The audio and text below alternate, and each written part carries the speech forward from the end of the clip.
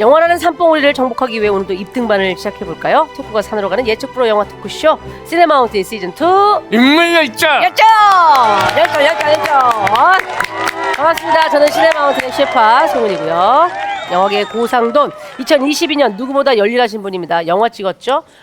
그리고 부산국제영화제에 정식 초청돼서 그쵸. 감독하고 처음으로 그렇게 영화를 많이 찍는 감독이 아닌데 올해 그렇죠? 2편이나 찍었어요. 맞아요. 영화를. 그렇게 갔죠? 네. 또 BTS의 우리 남준이랑 RM이랑 예능도 하고 있는 장항준 감독님 인사해 주세요. 안녕하십니까. 충무로의 BTS 장항준입니다. 네. 사실 충무로라는 표현도 요새 잘 안 쓰긴 하는데 옛날 사람이니까 옛날 사람이니까 실제로 충무로에 가면 영화사가 없어요. 없어 이제는 없잖아요. 이제 거기다 없어요. 이제 뭐 이제 없어요. 뭐가 있죠 주로? 그 충무로의 인쇄소. 인쇄소. 거기는 지금도 뒷골목이 막 진짜 옛날하고 변함이 없는 데가 맞아요. 많더만요. 그리고 이제 충무로 이쪽 안쪽 좀 가면 을지로 쪽에 이제 힙지로라 그래가지고 거기 맛집들. 아주 힙하고 예쁜 가게들 그런 데들이 그렇지. 많이 생겼죠 이제는 그렇지, 충무로에. 그렇지. 근데 나는 힙 이런 거 싫어. 그럼 뭐 싫어? 뭐? 그러니까 제가 약간 힙이 왜 싫어? 반골 기질이 있어가지고 아. 남들이 와 하는 게 내가 좋아하는 것도 남들이 와 하면 싫어져. 나도 약간 그런 거 있는데. 그런 게 있어요. 나도 약간 그런 거 있어요. 그런 게 있어요. 저는 스테디셀러 한 게 더 좋은 것 같아요. 힙한 거 이런 거 말고 쭉 가는 거 그냥. 그런데 내가 그런 거 있잖아. 내가 나만 알고 있는 맛집 이랬는데 사람들이 막 다 좋아하기 시작해. 그러면 또 잘 안 가게 되고 또 그런 게 없잖아 있더라고요. 반골 기질까지는 아니겠지만. 네. 올해 근데 바빴죠, 엄청. 올해 바빴죠. 올해 바빴죠. 올해만 바빴냐? 작년엔 더 바빴죠. 작년에 바빴죠. 그 작년에는 내가 이게 번아웃인가? 그 정도로 바빴어요? 아니 방송을 너무 많이 했고 그 방송을 많이 작년에가 그 시네마운틴에서 공부하던 해 아니에요? 맞아요. 그 시네마운틴 때문에 이제 라이징이 돼가지고 여기저기서 섭외 요청이 오면서 이제 그 섭외 요청을 쳐내지 못하고 왜냐? 옛날에 하도 신세진 사람들이 많으니까 그걸 갚아줘야 돼가지고 섭외를 쳐낼 수가 없었어요. 아니 그리고 네. 거절을 많이 해본 삶을 살지를 못해가지고 뭐가 누가 들어오면은 하자 그러면 하는 거야 그냥. 일단 그래 하자. 그래놓고 나중에 힘든 거지. 그렇지. 딱 그때 그 생각했어. 한 달에 하루만 쉬었으면 좋겠다. 진짜. 사람들은 내가 집에 누워 있는 줄 알아요. 그러면 김은희 씨가 이렇게 내 입에 미음을 넣어주는 줄 알아. 그렇지 않아요, 여러분. 정말. 장항준 감독님 어느 때보다 바쁘게 작년에 이어서 올해도 바쁘게 살았고 올해 이제 정리하는 방송이 되기 때문에 또 감독님이시니까 이 질문을 꼭 하고 가야겠네요. 장항준이 뽑은 2022 올해의 영화 탑3. 올해 영화 탑3. 이런 것도 싫어. 왜? 꼭 탑3 이런 게 싫어요. 탑2 하겠습니다. 탑2. 오케이, 탑2. 탑2. 1위. Everything Everywhere. 제목도 잘 몰라. 단 한 번도 이 영화 플레임을 얘기한 적이 없어요. 영어니까. 네. 그리고 2위 헤어질 결심. 헤어질 결심은 굉장히 수준이 높았어요. 네, 알겠습니다. 왜 그 두 영화에 대한 칭찬은 앞서 방송에서 많이 했기 때문에 왜냐고 묻지 않겠습니다. 알겠어요. 장 감독님 앞으로 아니 송은희 씨는 저도 탑3 비슷해요. 비슷해. 저는 제가 올해 봤던 영화로 꼽자면 신작이 아닐 수도 있죠.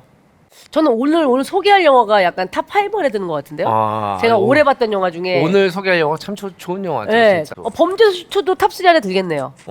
저는 너무 재밌고 너무 액션을 저렇게 유쾌하고 통쾌하고 재미나게 우리나라도 이제 만들 수 있는 수준이 됐구나. 근데 나는 사실은 범죄도시 1이 더 좋았어요?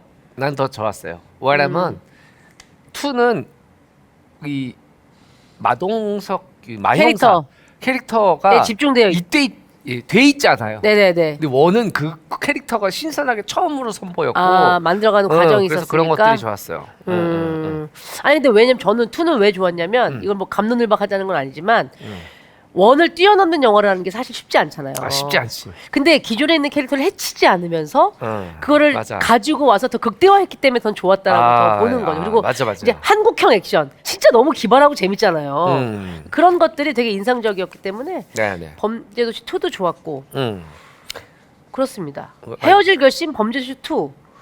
그다음에 이제 해외 개봉 영화 중에서는 본 게 없는 것 같은데? 탑건 안 봤어요. 탑건 봤지. 탑건 좋았어요. 탑건도 나는 원이 좋아요. 나도 탑건은 원이 좋았어. 탑건. 그때 Take 탑건 my breath away 당당당당당 당당당당당당 당당 Take my breath away 당당당당 그만하시죠. 진짜. 와 면전에서 욕먹기 참 오랜만이네요. 네. 탑건 처음에 나왔을 때가 지금도 그 기억나는데 극장에 갔는데 그런 영화가 그 전에 없었어요. 그런 막 전투기 나오고 전투기 이 조종사들 이런 얘기들이 그렇게 막 집중적으로 된 영화가 없었어요. 맞아. 그리고 그것들이 항공모함이 나오고 와 규모에 놀라기도 했는데 그때 이제 호아마톨에서 개봉했거든요. 지금 호아마톨 없어진 거 알죠? 호아마톨에서 개봉했는데 이제 그때 조조 영화 50명 안에 들면 그때 뭘 줬냐면 군번줄 같은 걸 줬어요. 그거는 람보 아니에요? 아 군번줄은 플래툰이었던 것 같다. 아 플래툰이다. 플래툰이었어. 맞 군번줄 플래툰. 그리고 그거 알죠? 아침에 조조 50명 안에 들면 기념품 줬던 거. 람보가 티셔츠, 람보 티셔츠. 람보 티셔츠였어. 100명한테 줬고. 맞아. 도라이 때 제가 포스터를 받았고 그 다음에 이런 걸 좀 좋아해가지고 지금 오프닝이 길다고 제작진들이 난리가 났어요. 난리가 났어요? 오늘 왜냐면 오늘 오신 분이 네, 맞아요. 오늘 오신 분이 뒤에 촬영이 있어. 뒤에 뭐 마카오에 가서 도박을 한다고 해야 된다. 빨리 비행기를 탄다는 거예요. 그래서 바카란가 뭔가 포카가 뭘 한대요. 아, 그래요? 네. 저랑 좀 들은 게 좀 정보가 다르긴 한데 아무튼 네. 좋습니다. 이렇게 바쁘게 2022년을 잘 보냈고 그리고 코로나가 마무리가 되면서 좀 극장도 다시 활기를 찾았다라는 네. 이야기로 오프닝을 마무리하고요. 네. 시네마운틴은 팟캐스트와 시네마운틴 정주행 유튜브 채널에서 매주 월요일 새로운 회차가 업로드가 됩니다. 같은 날 유튜브 비보TV 채널에 하이라이트 영상이 업로드되니까요. 팟캐스트 유튜브 구독, 좋아요, 알림 설정, 조댓구알 해주시길 바랍니다. 시네마운틴 시즌2 인물열전 오늘의 게스트를 소개해드리도록 하겠습니다. 선역, 악역, 쭈글 연기, 갑질 연기 모든 연기를 다 현실감 있게 녹여내는 탄탄한 연기력과 유니크한 마스크, 신박한 진행력으로 영화, 드라마, 예능까지 섭렵한 만능캐 스타 배우 봉태규 씨 모십니다. 어서 오세요.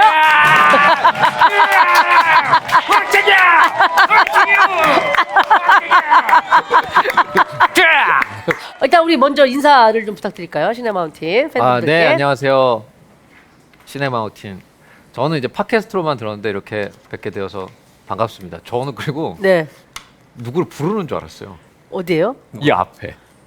아, 아니, 이 웃음소리가 나는 네. 그거 있잖아요. 현장에서 들리는 웃음소리요? 그 방청객? 방청객들을 해서 네. 스튜디오에서 아 진짜? 그렇게 하는 줄 아, 알았어요. 그래요? 아 진짜 공개 방송처럼. 계속. 그래서 내가 아, 들으면서 계속 대단하다고 생각했거든요. 아 진짜요? 네, 근데 아니구나. 우리 이제 스태프들의 웃음소리인데 네. 사실 이분들이 이제 글 쓰고 뭐 편집하고 이런 거보다는 남산에 올라가서 복식호흡을 연습해요. 그래서 일단 배우를 웃어줘야 되기 때문에 네. 이게 가장 중요한 거구나. 네, 이런 게 네. 가장 중요한 거라서 네. 자, 봉태규 씨는 제가 이제 혹시 태규야 너 시네마운틴 나와줄 수 있어 했더니 너무나 흔쾌히 바쁜 일정을 쪼개서 나와준 겁니다. 네. 그러니까 우리- 네. 딱 오늘도 아침에 딱 왔는데 하기 싫은 표정이 너무 역력한 거예요. 내가 깜짝을 놀랐어요. 깜짝을. 예. 네. 아니 저는 이제 사실은 그 전까지는 전혀 친분이 없다가 당옥사 같이 하면서 태규 씨를 알게 됐고 참 몰랐는데 이 장점이 너무 많은 친구여서 그렇죠. 제가 참 좋아하게 된 그런 케이스고 장항준 감독님하고는 어떻게? 사실은 이제 제가 이제 그때 그 감독 데뷔하고 나서 조금 있다가 봉태기 씨가 완전히 그 라이징. 그때 기억나죠? 그쵸. 막 사람들이 다 그때 시나리오도 엄청 많이 들어왔어요. 엄청 많이 네. 들어왔죠. 엄청 많이 들어와가지고 태규 씨가 그 청담동에 무슨 카페 같은 데서 계속 돌아다니고 왜냐면 미팅이 계속 있었어. 뭐 감독님들 이런 분들하고 막 미팅을 했는데 내가 밖에서 봐도 그럴 얼굴은 아닌데 저렇게 인기라니 대안이 없었어요. 약간 개기일식 같은 거야. 개기일식. 알죠? 개기일식 자주 있으면은 신기하지 않잖아요. 그치. 약간 그런 그런 시기가 느낌으로 딱 그 시절에. 개기일식처럼 뭔가 아니 잠시 후에 신기한. 우리 봉태규 씨의 인물봉우리 바그토에서도 얘기를 하겠지만 봉태규 씨가 영화계에 나왔을 때 진짜 센세이션이었거든요. 네. 맞아요. 네. 그때 눈물이 데뷔작 눈물이었죠. 맞아요. 네. 그때 쟤 누구냐? 진짜로. 다들 쟤 누구냐? 아니 진짜 길 가던 애를 잡아서 영화를 찍었나 뭐 이런 느낌이었기 때문에 그거죠. 비슷하죠? 그렇죠. 비슷한 네, 느낌인데 네, 네. 잠시 후에 그 얘기는 좀 본격적으로 네, 해보기로 네, 하고요. 네, 네, 네. 올해 이제 22년 차가 됐어요. 네. 근데 드라마 예능 안 가리고 또 잘해? 그걸 다 잘 하더라고요. 네, 네. 네, 원래 본인의 인생에 있어서 이런 필모들이 예정에 있던 건지 아니면 아니요. 해보니 전혀 없었어요. 그리고 제가 그 연기를 처음 시작할 때는 배우는 연기만 해야 된다는 게 워낙 강할 그렇지. 때 아. 맞아. 이게 맞아. 연기 외에 다른 걸 하는 거는 좀 뭔가 후져지고 후져지는 거 후져진다. 그런 게 많았고 그리고 선배들도 그런 얘기를 많이 했고 네. 심지어 영화만 해야 되고 네. 드라마도 아니고. 드라마도 안 되고 그때는 이제 어. 배우뿐만 아니고 가수도 너 왜 예능에 나가? 맞아. 뭐 이런 소리 들을 때요. 맞아. 그러니까 윤종신 씨가 사실 그 개척한 사람이거든. 윤종신 씨가 막 몰랐었어 내가. 그런데 막 시트콤 나가서 왕왕왕왕왕. 근데 제가 자세히 모르지만 그때 종신 형도 사실 개척을 원해서라기보다 그때 좀 힘들 때 맞아요. 윤종신 씨가 종신이가 내 얘기 들어봐요. 네. 윤종신 씨가 군대에 갔어요. 군대 갔는데 그 내무반에 신병이 들어왔는데 신병이 너무 묘한 애가 들어온 거야. 묘한 친구가 들어왔는데 얘는 머리를 너무 단정하게 깎고 온 거예요. 네. 머리 완전히 깎고 그게 할인이에요. 너무 단정했거든요. 네, 너무 단정할 수밖에 네, 없죠. 네. 이거는 반항인가 싶을 정도로 네, 부대에서 네. 그런데 가수 하림 씨가 후임으로 왔군요. 윤종신 씨가 휴가를 나와서 저한테 그러고 항준아 천재를 만났어. 음악 천재를 만났어. 그래서 내가 그래? 어떤 근데 걔가 한국의 가요계를 다 평정할 거래. 서태지 정도래. 그래가지고 자기가 이걸 앨범을 제작할 거래. 하림 1집, 2집을 윤종신 씨가 제작을 했죠. 왕왕왕왕. 그게 제일 네, 그게 제일 아, 컸어요. 진짜. 앨범은 너무 좋았어요. 어. 그런데 이게 흥행이 요즘 말로 치면 그치. 대박이 안 난 거예요. 그때는 앨범 판매 수로 이제 가수의 흥행을 얘기할 때니까. 그렇죠. 네. 그래서 하림이라는 엄청난 가수를 세상에 내놓고 제가 그때 윤종신 씨랑 맨날 술을 먹을 때거든요. 종신이가 어느 날부터 완전히 윤종신답지 않게 한숨을 쉬는 거예요. 그러니까 경제적 위기가 온 거지. 그래서 이제 그때부터 이제 열심히 하셨죠. 네, 열심히 했죠. 근데 그게 저는 완전히 뭐 비슷한 케이스라고 말할 수는 없지만 이해는 되는 부분이에요. 왜 이렇게 너 이렇게 방송을 많이 하니 저한테 그러거든요. 근데 이게 나라도 열심히 해야 된다는 약간 그렇죠. 그런 게 있어요. 예. 약간은 이해가 되는 부분인데 요즘 드라마 찍고 있다고요, 봉태규 씨? 네네 그 레이디라고요. 그 펜트하우스 하셨던 김수욱 작가님 네네네. 참여를 하시고 그 김수욱 작가님 밑에 이제 퍼스트라고 해야 되나? 현지민 작가님이라고 네. 그분이 이제 집필하시는 작가팀에 있었던 네네네 일본 작가님이 이제 네. 네. 메인 작가님이 되시는 네, 첫 번째 네. 작품이군요. 네. 아니 그거는 몇 부작이에요? 16부작입니다. 16부작. 네. 16부작. 야, 아니 근데 너무 궁금한 게 어떤 역할, 어떤 캐릭터인지가 너무 궁금해요. 태규 씨가 워낙에 작품마다 약간 좀 이제는 임팩트 있는 거 안 하면 약간 감질만 나서 못할 것 같은 느낌이라. 그때 너무 셌어. 네. 그러니까 지금 계속. 찍고 있는데 네. 이게 다 완성이 돼봐야 알 것 같긴 한데 네. 제가 네. 이 전작에 워낙 그때도 워낙 셌잖아요. 펜트하우스 저분도 너무 셌잖아요. 근데 네. 이번 작품은 좀 달리 접근을 하고 있어요. 아, 그래요? 제 나름대로는. 나름대로는? 네, 조금 욕먹을 각오하고 아, 좀 진짜? 내추럴하게 연기하고 싶어서 아. 네, 그렇게 하고 있어요. 네, 그냥 그러면 뭐지? 사이코패스인가? 아니요 박사예요. 박사예요? 박사예요? 네, 박사예요. 네. 아니 믹스 캐스팅 아니야? 태규가 박사면 믹스 캐스팅 아니야? 그렇죠. 태규 씨가 가방끈 좀 짧잖아요. 아 왜? 대학원 중퇴. 대학원 길다. 대학원까지 갔어? 아 그럼요. 길다. 몰랐어. 미안합니다. 네네. 난 비행 청소년 출신인 줄 알잖아. 그치. 너무 데뷔작이 강렬해가지고. 아니 비행 청소년 출신이어도 대학은 갈 수 있어요. 그렇죠. 맞아. 과거에 그랬다 하더라도. 맞아. 그렇죠. 맞아. 그럼 어떤 분들과 함께 하는지 정도만 얘기할까요? 이상윤 씨랑 이상윤 씨. 이지아 씨 이지아 그리고 장희진 씨, 박기용 씨 아. 그리고 안내상 선배님도 나오고 안내상 변미리 선배님도 나오시고 네. 재밌겠네요. 이거는 네. 방송은 언제요? TVN에서 합니다. TVN에서 3월 달에. 3월 정도에 네. 내년에 볼 수 있겠군요. 알겠습니다. 박사님 역할을 맡으셔서 또 이 봉태규 씨가 어떻게 또 강렬한 연기를 보여줄지도 기대하도록 하겠습니다. 일반 박사는 아니다. 일반 일반 박사. 그럼 뭐 신바람 이 박사 같은 건가요? 어떤 건지 알 것 같아. 그 박사를 생각 못했는데. 어쩌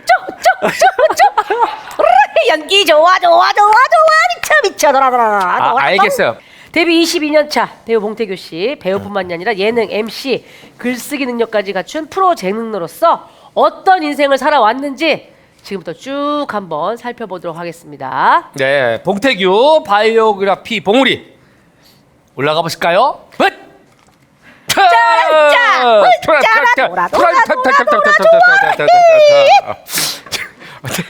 아, 나 봉태규랑 눈 마주쳤는데 날 너무 한심하게 보는 거야. 아니, 너무 자존심 상해. 내가 형인데, 아, 내가 그래? 형인데. 아니야 한심하게 보는 게 아니라 어떤 눈으로 봤어요?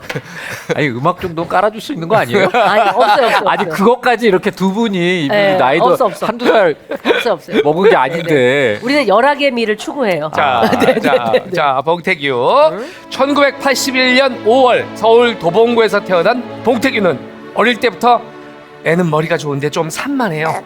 이런 말을 주로 들었지만 그런 말들 참 여기 들은 사람들 많죠. 여기 뭐 거의 대부분 항준이, 태규 다 그렇죠, 맞죠. 그렇죠. 네. 네, 저도 그랬고. 음악가, 만화가, 작가, 패션 디자인 등 예체능 쪽으로 끼가 많았는데요. 미대 입시를 준비하던 중 팔이 부러져 실기를 못 보고 재수를 시작. 어머.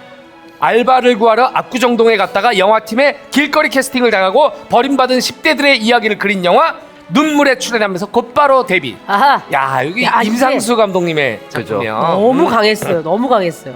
네. 아니 근데 너무 슬픈 얘기다. 미대 입시를 미대 준비하다가 팔이 부러졌어. 실기 손으로 그래야 되잖아. 그렇지. 아, 슬프네요. 왼손이 아니라 오른손이었던 모양이에요. 네, 오른손 금이 가서 응. 이 두 손가락 말고 여기를 이렇게 기부스를 하게 된 거예요. 아. 근데 이제 석고소묘를 하려면 이렇게 잡고 그림을 그치, 해야 그치. 되는데 받쳐줘야죠. 이렇게밖에 안 되니까 담배는 필 수 있지만 엄지와 옆에를 검지를 쥐고- 이용해서 담배를 피우는 것밖에 못해. 그림은 못 그려. 네. 그러니까 엄지와 검지를 제외한 나머지 세 손가락이 부러지는 바람에. 아, 그냥 제 컨디션에 해도 붙을까 말까인데. 그렇죠. 자, 처음엔 취미로 시작했지만 점점 배우의 매력에 빠져들었고 2002년 품행제로, 2003년 바람난 가족, 드라마 옥탑방 고양이 등등 다양한 작품에서 존재감 뿜뿜하며 필모를 쌓아갔습니다. 이후 광식이 동생 광태, 가족의 탄생, 방과 후 옥상, 썬데이 서울, 애정결 비비 두 남자에게 미치는 영향. 요거 우리 저기 시네마운트에 자주 등장한 맞아요. 네, 그분의 작품이죠. 그렇죠? 두 얼굴의 여친 등 2005년부터 2008년까지 독보적인 코믹 연기로 대활약을 했지만 몇 작품 빼고 흥행은 폭망. 네, 요 폭망이 중요하죠. 이후 슬럼프를 겪으며 배우란 뭘까? 아, 참 여기 빠졌네요. 아까 우리 대기실 가로지기. 가로지기가 빠졌네요. 그래요. 예, 가로지기. 예. 이후 슬럼프를 겪으며 배우란 뭘까 고민에 빠집니다. 하지만 그때쯤 사진작가 하시시박을 만나 첫눈에 반하고 두 번째 만난 날 대뜸 프로포즈를 하면서 2015년 결혼에 꼬울인 아하. 봉시아 군과 봉범비 양을 낳고 행복구며 살고 있고요. 2018년 오랜만에 드라마 리턴에 출연. 야, 드라마. 오, 아주 셌어요. 야, 네. 셌어. 너무 네. 잘했어. 아나무인 재벌 김학범으로 첫 악역 도전에 성공. 이후 펜트하우스 시즌 1, 2, 3에서 마마보이 찌질이 이규진 역으로 메소드 연기를 펼치며 또 한 번 전성기를 맞이합니다. 각종 예능은 물론 글 쓰고 책도 내며 열일하고 있는 만능 엔터테이너 봉태규, 전성기가 쭉 이어지길 응원하며 이상 봉태규 봉우리를 마칩니다. 봉태규 봉우리 끝! 아, 예. 예. 이게 뭐 바그도를 살짝 보니까 네. 중간중간 짚어보고 싶은 내용들이 굉장히 많아요. 네, 네. 특히나 일단 좀 앞으로 돌아가서 데뷔 얘기를 해볼 텐데 원래 꿈이 전혀 아니었군요. 그 배우가 되는 것이. 그러니까 연예계 쪽 한 번도 생각해 본 적이 없었던 것 같아요. 진짜. 단 한 번도. 단 한 번도. 저는 그냥 미술해서 네. 이제 그때도 옷을 좋아해서 의상 관련된 회사에 취직해야지. 뭐 그렇게만 그렇게. 생각을 했었어요. 오. 네. 전혀 뭐 연예인은 한 번도 생각해 본 근데 적 없고. 미대 어디를 염두하고 시험을 준비했어요? 원래 미술을 하면 무조건 음. 가구는 서울대, 나구는 홍대를 진짜 처음 시작할 때 무조건 이제 혹은 이제 고민을 하죠. 가구네 아마 제 기억에는 국민대가 있는데 네. 맞아. 국민대 국민대에서- 미래도 세죠. 네. 세죠. 네. 네, 처음 할 때 이제 무조건 그렇게 생각을 하죠. 네네. 네. 근데 이제 점점 이제 학년이 올라갈수록 그래 뭐 학교가 뭐가 중요해. 그렇지. 내 그림을 그릴 내 손만 그럼. 멀쩡하다면 네, 됐는데 네. 손이 부러졌어요. 손이 부러져가지고. 네. 근데 이게 이때 눈물에 이제 캐스팅 될 때 길거리 캐스팅이라고 다들 알고 계시잖아요. 그러니까 그때 제가 생각할 때는 아마 그 2000년도에 이 눈물 영화에 그 당시에 활동했던 남녀의 뭐 모델부터 해서 모든 사람들이 오디션을 봤을 거예요. 아 진짜. 네, 그때 뭐 지금 유명해지신 분들도 그때 오디션 영상에 다 있고, 아 진짜. 네, 되게 유명해지신 분들, 그러니까 거의 다 봤는데 감독님은 조금 임상수 감독님. 네, 그런 것보다는 약간 정말 그냥 날 것, 어. 그러니까 연기를 잘하고 그런 문제가 아니라 어. 그냥 신선한 걸 넘어서서, 그러니까 다큐멘터리처럼 보여질 수 보여질 있을 수 있는. 정도의 인물을 찾고 싶어 하셨던 것 같아요. 어. 그래서 그때 거의 서울에 있는 온 지역에 그 당시 연출부들이 명함을 뿌릴 때예요. 그래서 제가 명함을 받을 때는 연출부들이 네. 그냥 조금 뭔가 집이 이런 표현은 좀 그렇죠. 불량해 보이다 싶으면 자동으로 명함을 막. 그냥 근데 그 중에 한 장을 받은 거죠. 네. 제가. 그래서 사실 저한테 전화도 안 했어요. 근데 제가 연락이 올 때쯤 되는데 왜 연락을 안 하지? 제가 토요일 날 받았거든요. 명함을. 근데 이 얘기는 처음 하는데. 네. 너무 웃기다. 근데 월요일이 됐는데도 연락이 안 오는 거예요. 네. 그때 조 감독님한테 받았거든요. 네. 그래서 제가 먼저 전화를 했어요. 네. 그래서 전화를 해서 누구세요? 그러는 거예요. 네. 그래서 제 토요일 날 6시 반 정도에 압구정 맥도날드 앞에서 명함을 받은 사람인데 네. 아무 연락이 없으셔서 연락을 했다. 내가 낯뜨거워 진다. 근데 이제 그분도 당황하셨는지 네. 뭐 얘기하다가 오라 그러더라고요. 네. 그래서 오라고 해서 네. 시나리오를 받고 오디션을 봐서 된 거죠. 아, 야. 아니 근데 순진하지 않아요? 명함을 줬으면 받은 사람이 연락을 당연히 해야 되는데 명함을 받고 본인 연락처도 줬어요? 안 줬죠. 그래놓고 왜 연락이 안 기다린 거예요? 네. 그거는 순진한 게 아니고 바보 아니야. 바보. 아니, 왜냐면 그런 걸 모르니까 전혀. 몰라서 너무 웃기다. 전혀 모르니까. 근데 몰랐기 때문에 전화할 수 있었네요. 그죠. 만약에 알았으면 좀 이거 좀 어. 이제 그랬을 텐데 전혀 모르니까. 그리고 저는 꼭 연락을 해서 영화사를 가고 싶었어요. 아. 왜냐면 제가 생각한 영화사는 그 당시에 가면 무조건 연예인을 볼 수 있겠다라고 생각을 했어요. 근데 이제 그 당시에 영화사 봄이 반치광학이라는 영화에서 예. 엄청 흥행하고 있을 때거든요. 예. 그래서 막 가면은 막 이런 배우도 있고 막 저런 배우도 있을 막 거고. 가면 막 송강호 씨도 있고 막 많은 사람들이 있을 줄 알았다. 그렇게 생각을 했죠. 예. 그래서 꼭 놀러 가고 싶었죠. 그럼 그때 길거리에서 만난 사람이 최동원 감독이에요? 아니면 다른 분이에요? 다른 분. 그리고 영화사에 가서 이제 최동원 감독. 예, 그렇게. 이때 조근식 감독도 연출부 아니었어요? 근식이 형은 그 당시에 이제 품행제로를 준비하고 있었죠. 품행제로가 원래 명랑만화 건법소년이라는 맞아, 작품이 그렇죠, 맞아. 그랬죠. 네, 맞아, 그러고 맞아, 있을 맞아. 때였죠. 그 후에 이제 근식이 형은 술자리에서 소개를 받았죠. 동훈이 형한테. 계속 연락하고 지내시나요? 아니요, 최근에 연락 안 한 지 되게 오래됐고. 네. 왜냐면 이제 조근식 감독님 지금 부산에 계세요. 맞아요. 교수님 학교에. 하신다고 그러던데. 아카데미. 아카데미 원장이 됐어요. 네. 근데 원래 고졸만 해도 교수를 할 수 있는 거예요? 안 될 건데 네. 돈을 썼다 그러더라고. 뒷돈을 써가지고. 원래 그분이 그런 거 잘하잖아. 잘하지. 로비가 그런 거 잘한대. 잘하지. 야 오늘 강 감독님 파트너를 만났네. 마음에 드는데? 와, 그냥 한 500 정도 뿌렸다 그러더라고. 그 지경이.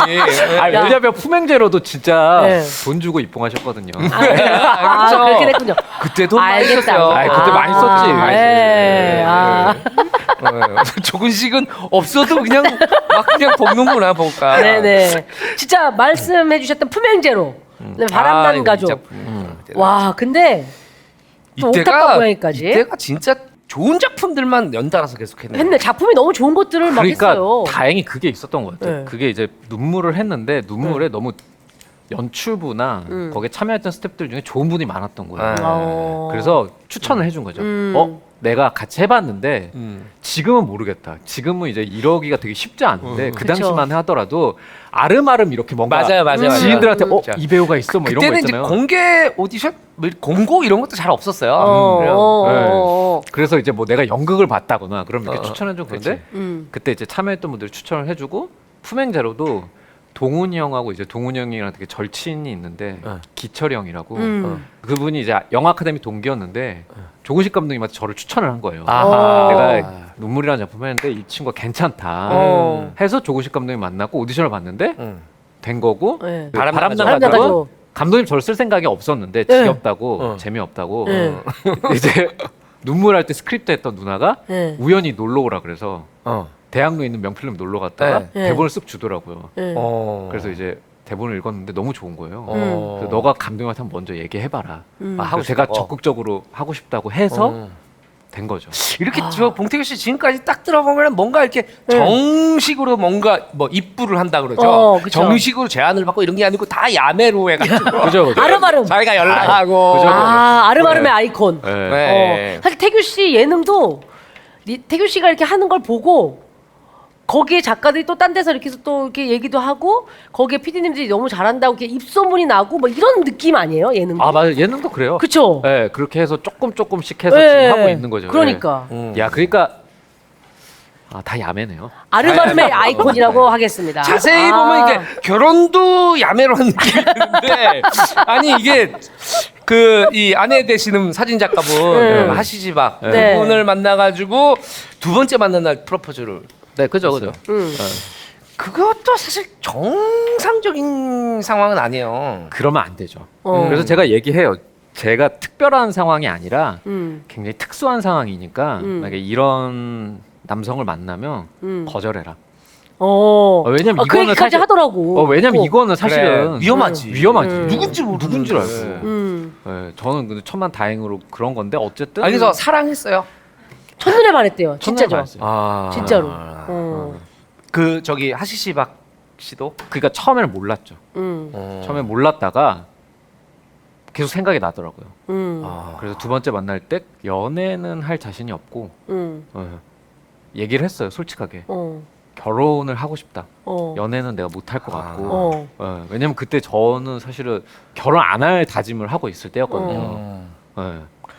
나는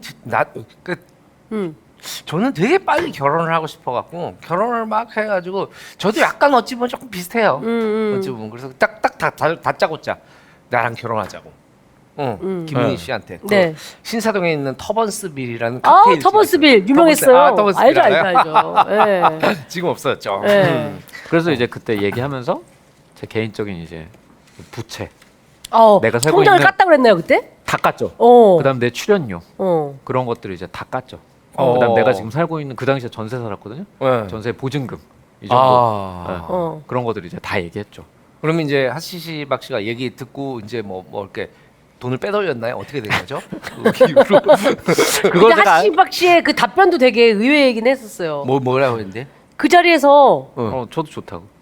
좋아요 그랬대요. 오. 그렇게 얘기하는 상태에서. 아 너무 좋은 분들이지만 정상은 아니네요. 아니 그죠? 근데 정상적인 건 아니에요. 네. 이게 뭐 남자분이 두 번째 만남에 프로포즈를 한다고 해서 좋다고. 좋다고 할 수 있었다면 내가 보기에 그 전에 두 분이 뭔가 그 어떤 케미스트리가 있었던 거예요. 정서적인 케미스트리가. 아니 그리고 또 나는 그렇게 봐. 어찌 보면 본인들은 느끼지 못한 응. 어떤 뭐가 있었을지도 몰라요. 네. 그랬을 수도 있죠. 처음 만났을 때. 그리고 제가 그 당시에 TVN의 모 예능을 오늘부터 출근이라는 예능이 있어요. 그래. 연예인들 그런 것도 했네요. 진짜 회사 생활 경험하는 거. 네, 근데 거기에서 저를 굉장히 눈여겨봤을 때요. 그러니까 전혀 저라는 존재를 만날 거라 생각을 그 전에 뭐 작품이나 이런 거 잘 모르고. 왜냐하면 제가 했던 작품 중에 하시박 작가님 취향의 작품이 없거든요. 그죠. 하시시방님은 어떤 작품을 좋아했어요? 웨스 앤더슨 작품이나 네, 아. 약간 그런 알겠다. 네. 어떤 그런 작품을 좋아하셔서 제 작품이 없었는데 그 예능에 나오는 제가 굉장히 눈길이 가더래요. 네, 신기하게 전혀 그 전에 관심이 없었는데 그러다가 우연히 만났는데 거기서 뭐 어떤 그 내가 한 가지 물어보고 싶은 게 질문 하나 드리겠습니다. 나에게 가로지기란? 나에게 가로주기라. 그러시기라. 이건 언젠가 꼭 물어보고 싶었어요. 네. 처음 받아보는 질문이죠. 마르지 않는 에피소드? 좋다. 아니 제가 이거를 처음에 되게 저 진짜 괴로웠어요. 이 작품 하고 나서 하고 나서 막 별별 막 그 당시에 너무 괴로웠어요. 왜냐면 사실은 어떤 작품을 할 때 그게 이상한 작품이 아니었으니까 그 정도 투자를 한 걸 거 아니에요. 그렇죠. 아니 그거야말로 이제 웹툰을 영화화한 만화책이잖아요. 원래 만화책. 원래 만화책. 사실 굉장히 파격적인 아이템이었어요. 맞아. 그랬는데 어쨌든 결과가 모두들 사실은 생각한 대로 나오지 않았고 그 다음에 그거에 대한 화살을 어마어마하게 이제 주연 배우니까 받을 수밖에 없어요. 그쵸. 그래서 엄청 괴로웠는데 지나고 나서 생각해 보니까 그런 생각이 들더라고요. 제가 뭐 언제까지 연예인을 할 수 있을지 모르지만 뭐 여기 계신 두 분도 그렇지만 예능도 하고 있고 갑자기 그런 생각이 드는 거예요. 아니 연예인으로서 응. 이럴 정도의 에피소드를 겪는 사람은 복 아닌가? 아, 그렇지. 그렇지 않아요? 뭐 그러네요. 제가 그 하객룩으로 질타를 받았었잖아요. 외계인 하객룩으로. 근데 저도 그때는 나중에 이제 저는 그 당시엔 몰랐지만 나중에 뭐 왜 그랬냐, 왜 옷을 그렇게 입고 갔냐 막 할 때 나는 조금 그래? 너무 내가 애티튜드를 잘못 잡아냈지만 지금은 저는 사실 저를 대표하는 에피소드예요, 저게. 저 하객룩. 아 저렇게 입고 갔어? 결혼식에? 아, 오빠 못 봤어 이 사진? 난 못 봤어 나는. 내가 누나 그때 그리고 저 때가 누나가 막 조언을 듣고 어. 패션에 엄청 관심이 많을 때였다면서. 그게 더 황당해. 그래. 저게 무난한 연예인으로서 너무 무난하게 살지 말고 좀 개성껏 한번 살아봐라. 아니, 저 사진은 시간 여행자 아니에요? 시간 여행자. 아니면은 요즘에 아이폰 업그레이드 하면 사진 이 붙이기 기능 있잖아. 아니 그리고 눕기 따기. 혼자 다른 데 와 있는 사람을 진짜 합성인 것 같은 느낌이야. 야. 근데 봐봐요. 나는 근데 저거는 내 의도였어. 왜 다 옆으로 쓰나? 왜 저 옆으로 이 널찍한 결혼장에서 옆으로 사는 난 그때 생각했어. 난 정면을 봐야겠다. 근데 그게 뭐 저렇게 눕기 딴 것처럼 나올지 몰랐고, 근데 평생의 에피소드가 됐던 것처럼 나에게 하객룩처럼 봉태규 씨의 가로지기는 네, 그리고 마르지 않는 에피소드를 주는. 오해하시는 분들인데 저는 가로지기를 비하하고 싶은 의도는 없어요. 그럼. 근데 그럼. 오히려 그냥 저는 이게 너무 희화화된 측면이 있는 것 같아요. 오히려 사실은 오히려. 그 중에서는 이걸 희화하는 분들 중에는 이 작품을 처음부터 끝까지 못 보신 분들이 대부분일 거예요. 아, 그렇죠. 네, 그냥 어떤 맞아요. 그냥 어떤 뭐 짤이라든지 씬. 뭐 밈이라든지 이런 것만 보고. 근데 저는 제가 오히려 이렇게 얘기해 주는 게 저 상처를 치유하는 어떤 하나의 방법인 것 같아. 가로지기에 참여한 모든 분들 이거 감춘다고 뭐 달라지는 거 아니잖아요. 언제 한번 만들까요? 방송계에 그 뭐죠? 흑역사 있는 사람들끼리 모아가지고 동그랗게 앉아서 이렇게 그 미국의 미국의 약간 치유센터에 처럼 앉아서 서로의 에피소드를 나누면서 그런 다음에 알죠. 마무리는 안아주고. 서로 안아주고. 그다음에 이름 부르면서 은희 널 이해해. 뭐 이렇게. 그렇지. 올 때는 다 그 까만 옷을 입고 와서 흑역사니까. 약간 예. 그런 느낌처럼. 아, 가로지기에 대해서 그렇게 얘기를 해줬고. 네. 아니 이 저기 애기들이 시아군 네, 봄비양. 네. 그러니까 애기들 이 이름은 누가 지은 거예요? 제가요. 아, 네. 어떻게 보통 시하는 시야. 이제 엄처 시야할 때 그 시야인가요? 야, 엄청 야. 시. 우리가 말해. 야, 진짜 오빠. 우리가 말 지식을 뽐냈다. 예. 어머, 제가 한문 세대라. 얘는 이제 봄비고. 봄비고요. 봄비, 시하가 친구가 오빠. 시야. 안 보여, 안 보여. 옆. 네. 안 보여. 엄마 닮았네요. 네. 시야는. 그래서 처음 이제 임신했다는 얘기 듣고 하시박 작가님의 어. 그 두 자를 갖고 온 거예요. 하시시에서 아. 그걸 가져와서 시하로 원래 태명인데 그냥 이제 그걸로 지은 거고 봄비는 네. 본조비. 단다다다단다다다. 이도 생각을 했을 수도 있지만 무의식 속에 그냥 비읍을 맞추고 싶었어요. 아 진짜요? 그냥 정말 그 너무 웃기죠. 비읍비읍. 초성을 작가님이랑 맞추고 싶었대. 초성을 비읍 뭔가 그러면 귀엽겠다. 비읍을 하다가 뭐 하다가 막 받침이랑 이런 걸 여러 개 생각하다가 제가 본비가 어떻겠냐 했는데 나중에 알고 봤는데 불어로 본비가 굿라이프라는 뜻이래요. 본. 모나빼띠 할 때 그 본이 굿이잖아요. 굿. 본이. 그래서 얘는 그럼 그냥 그대로 영어 이름 써도 좋겠다 해서 그냥 본비. 본비. 너무 예뻐. 본비. 영어로 써도 예뻐. 네. 그러네. 그래서 한자가 없어요. 본비는. 본비는 본비는 한자가 없어요. 그냥 본비예요. 오히려 본비. 영어 이름은 있지만 한자 이름은 없는. 너무 예뻐요. 예. 그저 시아군 본비양 이 두 분 중에 누가 더 좋아요? 아이들에게 이거 엄마가 좋아, 아빠가 좋아는 많이 물어봐도 아빠한테 아이들 둘 중에 누가 더 좋은지는 물어볼 수 있잖아요. 그죠. 네. 굉장히 좋은 질문인데. 그죠. 처음 들어보는 질문이에요. 처음 질문. 네. 와, 부모한테 둘 중 자식 중에 누가 좋냐는 질문 사실 대부분 하지 않잖아요. 않죠. 근데 부모도 사람인지라. 좋은 건 다 좋은데 그게 있어요. 시아는 제가 시아 태어났을 때 그때 이제 부모님이랑 같이 살았거든요. 그래서 신혼집이 제 방이었어요. 왜냐면 그때 이제 형편이 제가 넉넉하거나 왜냐면 그때는 일을 많이 하거나 그럴 때가 아니어가지고. 그렇지. 그 전에 막 여러 가지 일 때문에 재산도 많이 날리고 그래서 돈도 없고 그럴 때여서 그래서 이제 시아가 처음 이제 뭐 태어나고서 저희 집에 왔을 때 제가 사진이 있는데 저 이제 제 방에 이제 오래된 아파트였거든요. 베란다 있는 붙어 있는 그런 데 있잖아요.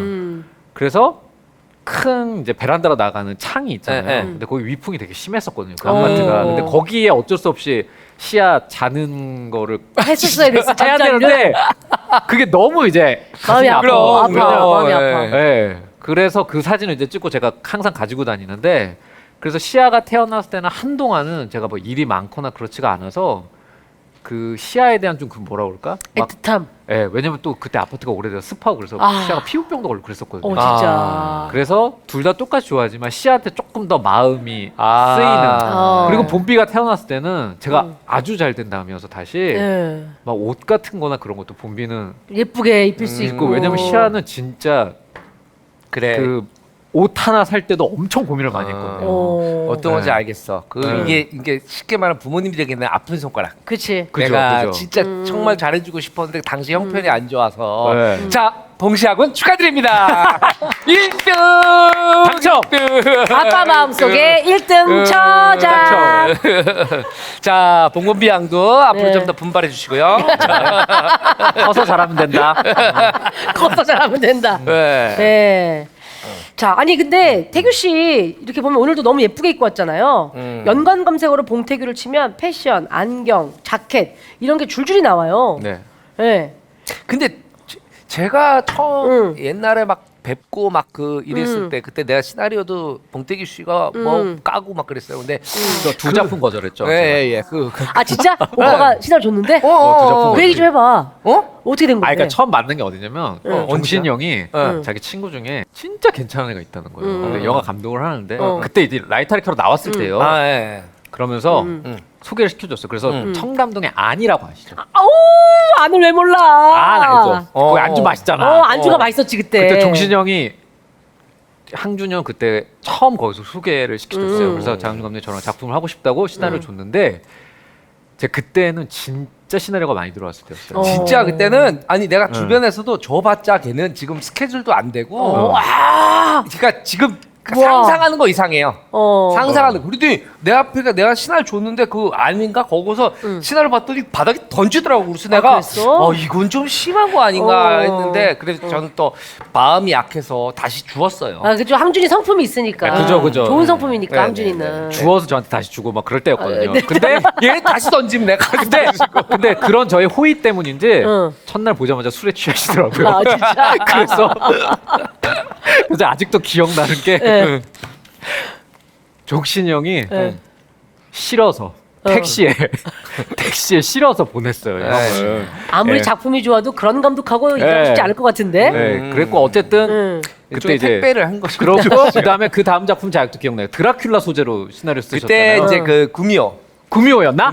그때 이제 그 구미호 가족 가족 얘기에 어. 그래서 막내 역할을 줬는데 맞아요. 그때 파격적으로 바보를 구미호 중에 막내가 바보였거든. 바보 구미호였어. 들떨어진 근데 그때 제가 막 어.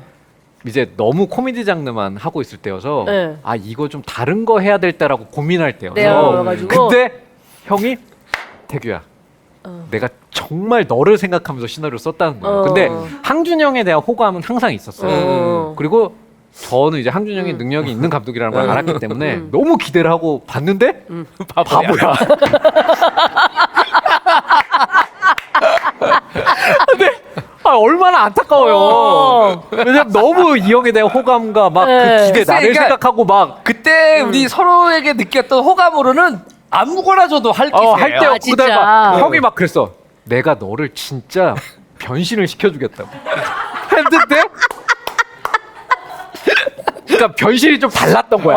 다른 내가 변신. 생각했던 변신과 변신이 저 밑으로 내려가는 변신이야. 그러니까 약간 예를 들면 킹스맨 같은 그런 그렇지, 느낌으로 그렇지. 막 수트 입고 나서 막 이런 변신이 아니라 막 몸을 많이 써야 돼 너가 막 그러는데 그 몸이 다 슬랩스틱 있죠. 근데 시나리오는 너무 재밌었어. 너무 재밌었어. 아 진짜. 그래서 나중에 아무튼간에 이 구미호들이 돈 버는 얘기였어요. 아 그래요? 맞아. 생활이 힘들어서 생활이 그 힘들어. 능력을 가지고 아니 근데 그래서 곱창집을 냈는데 곱창집 대박이 난 거야. 원래는 어디 굴을 파가지고 무슨 새마을금고 같은 데를 내려가서 맞아. 터는 거였는데 거기 위장할 그 이 곱창집을 낸 거예요. 아. 근데 곱창집이 대박이 난 거야. 아. 그래가지고 이제 이 곱창이 잘 돼가지고 이 사람들이 잘 되는 뭐 그런 얘기였어요. 아. 그래서 이 사람들이 섬을 사지.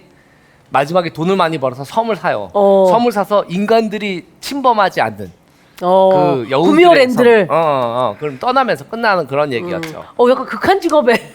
하여튼 근데 너무 직업 같기도 재밌게 하고. 했어요. 근데 왜 투자가 안 됐어요? 그때 제작이 안 됐어요? 그때 이제 그 봉태기 씨가 거절하는 바람에 아니야. 충무로의 제 블루칩이었던 봉태규가 이 시도를 거절하면서 투자도 아주 드롭이 됐군요. 예, 그렇죠. 그래서 몇 명은 산에 들어가고 그랬어요. 그래요? 봉태기 씨 때문에. 알겠습니다. 자, 예. 봉태규 씨하고 얘기를 하다 보니까 훌쩍 시간이 막 가고 있는데 또 뒤에도 봉태기 씨가 스케줄이 뒤에, 있으니까. 그쵸, 마카오 가셔야 되니까. 네. 예. 자, 이렇게 봉태규 씨와 함께한 인생봉우리 함께 올라가 봤고요. 네. 지금부터는 이제 영화 얘기를 해봐야 되겠죠. 네. 봉태규 씨와 함께 나눌 인생 영화 직접 소개해 주시겠습니까? 제가 소개해드릴 인생 영화는 이제 제가 출연하기도 한 영화인데요. 오히려 사실 그 영화가 개봉했을 시점보다 지금 개봉했으면 더 어울릴 법하기도 한 것 같아요. 네, 맞아요. 가족의 탄생입니다. 야. 지금부터는 영화에 대한 대량 스포가 쏟아질 예정이오니 영화를 아직 안 보신 분들은 여기서 스톱. 영화를 다 보고 오시기를 추천드립니다. 너무 좋은 영화죠. 너무 좋아요. 2006년에 네. 개봉을 했고 저는 그로부터 몇 년이 지난 겁니까? 이번에 처음 봤어요? 처음 봤어요. 아 누나 진짜? 네. 그래. 나 이 영화를 왜 알고 있다라고 생각했는지 하긴 모르겠는데 가족의 탄생이 명성만큼 흥행에 성공한 영화는 아니에요. 와 너무 맞아요. 재밌는 거예요. 그래서 제가 올해 봤던 영화 중에 탑5 안에 든다라고 얘기했을 정도로 이 영화는 좀 두고두고 봐도 재밌겠다. 나중에 조금 한번 그냥 한 그칠 때 혼자 봐도 좋겠다. 뭐 친구들하고 모여 봐도 좋겠다. 그렇죠, 그렇죠. 이런 얘기 있잖아. 뭐 넷플릭스도 볼 거 없고 뭐는데 영화 볼까 하는데 야 이 영화 볼래? 너 안 본 영화? 아니야 봤는데 너무 재밌어요. 그래서 같이 봐도 좋은 영화. 맞아요. 약간 그런 느낌이에요. 맞아요. 요즘 영화들이 주지 못하는 뭐 그런 것들을 줘, 그런 이죠. 감정들을 주죠. 네. 그리고 요즘에는 정서와 사실은 감동을. 네. 이렇게 투자가 안 되겠죠? 네. 그리고 네. 거기 또 봉태규 씨가 바보가 아닌 걸로 등장을 하니까 여러분 아주 유심히 봐주시면 좋을 것 같아요. 바보라는 영화에- 전제하에 가세요. 자, 네. 가족의 탄생은 여고기담 두 번째 이야기와 만추를 연출한 우리 김태훈 감독의 작품이고요. 네, 이 김태형 감독님이 우리 그 한시민 탁구단의 일원이었죠. 네. 조고식 감독과 이분 되게 멀쩡하신 분인데 네네네네. 조근식 감독이랑 놀다 보니까 네네. 약간 모양이 빠져 보이는 그런 분이에요. 자, 저는 김태훈 감독님의 만추도 되게 잘 봤었거든요. 너무 재밌게 예, 봤는데 만추보다 훨씬 좋았어요. 네. 문소리, 고두심, 엄태웅, 공효진, 정유미, 김혜옥 그리고 봉태규 씨까지 네. 캐스팅 너무 화려하죠. 네. 그리고 이 세 가지 에피소드를 옴니버스 형식으로 다룬 영화기도 하고요. 감독님이 얘기하신 대로 막 흥행이 막 터지진 않았지만 섬세한 연출과 배우들 연기가 너무 좋아서 데살로니키 국제영화제 사관왕, 영평상 최우수 작품상, 청룡영화상 감독상, 대종상 최우수 작품상, 시나리오상 등을 수상하면서 영화 팬들한테는 최애 작품으로 손꼽히는 영화기도 합니다. 네, 특히 그 2007년에 대종상 영화제는 작품상 후보들이 뭐가 나오냐? 봉준호 감독의 괴물, 우와. 최동원 감독의 타짜, 우와. 이수환 감독의 짝패, 어. 김용하 감독의 미녀는 괴로워. 오. 정말 뭐 하나 빼기 힘든 작품들인데 이 사이에서 네. 당당히 최우수 작품상을 탔어요. 나 기억나요. 네. 이때 대종상을 시청을 하고 있는데 왜 점쳐보잖아요. 보는 사람들도 뭐가 네. 작품상을 네, 받겠다 네, 그러면 네, 괴물 아니면 타짜 아니면 미녀는 괴로우겠다. 혼자 이렇게 생각을 했어요. 네. 가장 흥행했던 작품들이니까. 네, 네. 근데 그게 아니고 이 작품이 와서 이수환 감독 짝패는 왜 뺀 거예요? 못 봤어요. 못 봤고 그래요? 그때 못 봤고 제가 얼마 전에 유수환 감독님하고 통화를 했는데 유수환 감독님이 감독님 영화 잘 나왔다면서요? 그러는 거였어요. 이제 유수환의 시대는 끝나고 장준의 시대가 와요. 그랬더니 좋아하더라고요. 본인도 좀 쉬고 싶으셨는지. 그래요? 네. 그래서 그렇게 점쳤는데 가족의 탄생 하길래 이 영화가 뭐길래? 라고만 생각하고 여태 못 보다가 최근에 본 거죠. 저 김태형 감독의 동기가 조근식 감독. 아카데미 동기가. 감독님이 아니, 최동원 감독 동기가 아무튼 그 후배. 후배? 동훈이 형 후배. 한 개인가 두 개 후배. 네. 요 아카데미가 엄청나죠. 근데 나도 아카데미 들어가려고 그랬지. 근데 형 시험 봤어요? 형 안 봤지. 뭐야? 그때는 나는 지금도 이해 안 되는 게 영화 아카데미에 뭐 이렇게 뭐 상식 보고 엄청나게 경쟁도 치열했는데 거기 영어가 들어 있는 거야. 그래서 안 봤지. 뭐 임시대 괜히 돈 쓸 필요 있나? 안 될 건데. 근데 김태형 감독이 김태형 감독 얘기구나. 그렇게 아카데미 출신으로서 좋은 영화들 많이 남겼다. 네. 그리고 대종상을 이 가족의 탄생을 통해서 수상을 했다. 네. 감독상을 받았다까지 네. 얘기를 했습니다. 네, 네. 줄거리가 어떻게 됩니까? 이게 여기 세 가지의 이야기가 펼쳐집니다. 하나는 남동생 엄태용 씨죠. 남동생이 20살 연상녀 고두심 씨를 애인이라고 집에 데려오면서 네. 얘기가 시작되는데 이제 불편한 동거를 하게 되는 누나 미라 네. 요분이 도쌍 문소리 씨죠. 또 하나는 로맨티스트의 엄마 김혜옥 씨 그리고 못마땅한 현실주의자 딸 공효진 선경 또 하나가 이제 마지막은 이제 이건 내가 보면서 내가 이번에 다시 보면서도 맞아 저거 힘들지. 마지막으로 주변 사람들에게 모두에게 친절과 사랑을 베푸는 해픈 여친 거기 그렇게 표현이 나와요. 네. 정유미 씨 때문에 외롭고 쓸쓸한 남자 경석. 봉태규 씨의 이야기 이 세 개의 얘기가 네. 얽혀져 있습니다. 이분들이 다 관계가 없는 사람들이 아니에요. 맞아요. 영화를 보다 보면 다 관련이 있고 요걸 또 묶어놓는 재미가 또 있어요. 아무튼간에 이 사람들이 진정한 가족이 되는 이야기 그런 이야기입니다. 예. 너무 재밌게 봤고요. 봉태규 씨가 이 작품을 했을 때 나이가 어떻게 됐을 때예요? 그때가 26살. 어. 시나리오는 아마 제 기억에 25살 땐가 봤었던 것 같은데. 그래요? 네, 시나리오는 이제 그때 봤고 촬영은 26살. 그러니까 방과옥상이라는 작품 거의 마지막과 맞물렸었어요. 그래요? 이 작품이. 아니 그러면 네. 김태용 감독님이 이제 시나리오 직접 주신 거예요? 이제 그 전에 김태형 감독님을 알고 있었어요. 그 민규동 감독님이랑 같이. 네네네네네. 근데 이제 그 당시에도 이제 향준이 형이 얘기한 대로 워낙 많은 감독님들이 저한테 호감을 가지고 있었대요. 네. 시나리오 막 바닥에 던지던 시절. 네. 신호를 많이 던졌죠. 그때 이제 김태형 감독님이 그런 얘기를 던지셨어요. 나중에 네. 작품 하게 되면 같이 하자. 그래서 저도 좋아요 했는데 그 타이밍에 전화가 온 거예요. 나 태형이 형이야 해서 그때 이제 형 동생 할 때였어요. 네. 뭐 자기가 작품을 하하는데 시나리오 한번 읽어줄래 해서 그 당시에는 이제 잘 나가는 영화인들은 압구정 미니스탑 사이에 라바짜에서 라바짜. 왜냐면 그게 라바짜. 커피. 잘 나가는 영화인들은 대부분 라바짜에서 커피를 마셨습니다. 그게 이태리 정통 네. 그 에스프레소를 나름 선보인다고 했던 브랜드예요. 네. 라바짜. 거기 김지훈 감독님도 거기 많이 왔었고. 그죠. 아시죠? 네. 그래서 거기서 시나리오를 받고 이제 출연을 하게 됐죠. 그렇게.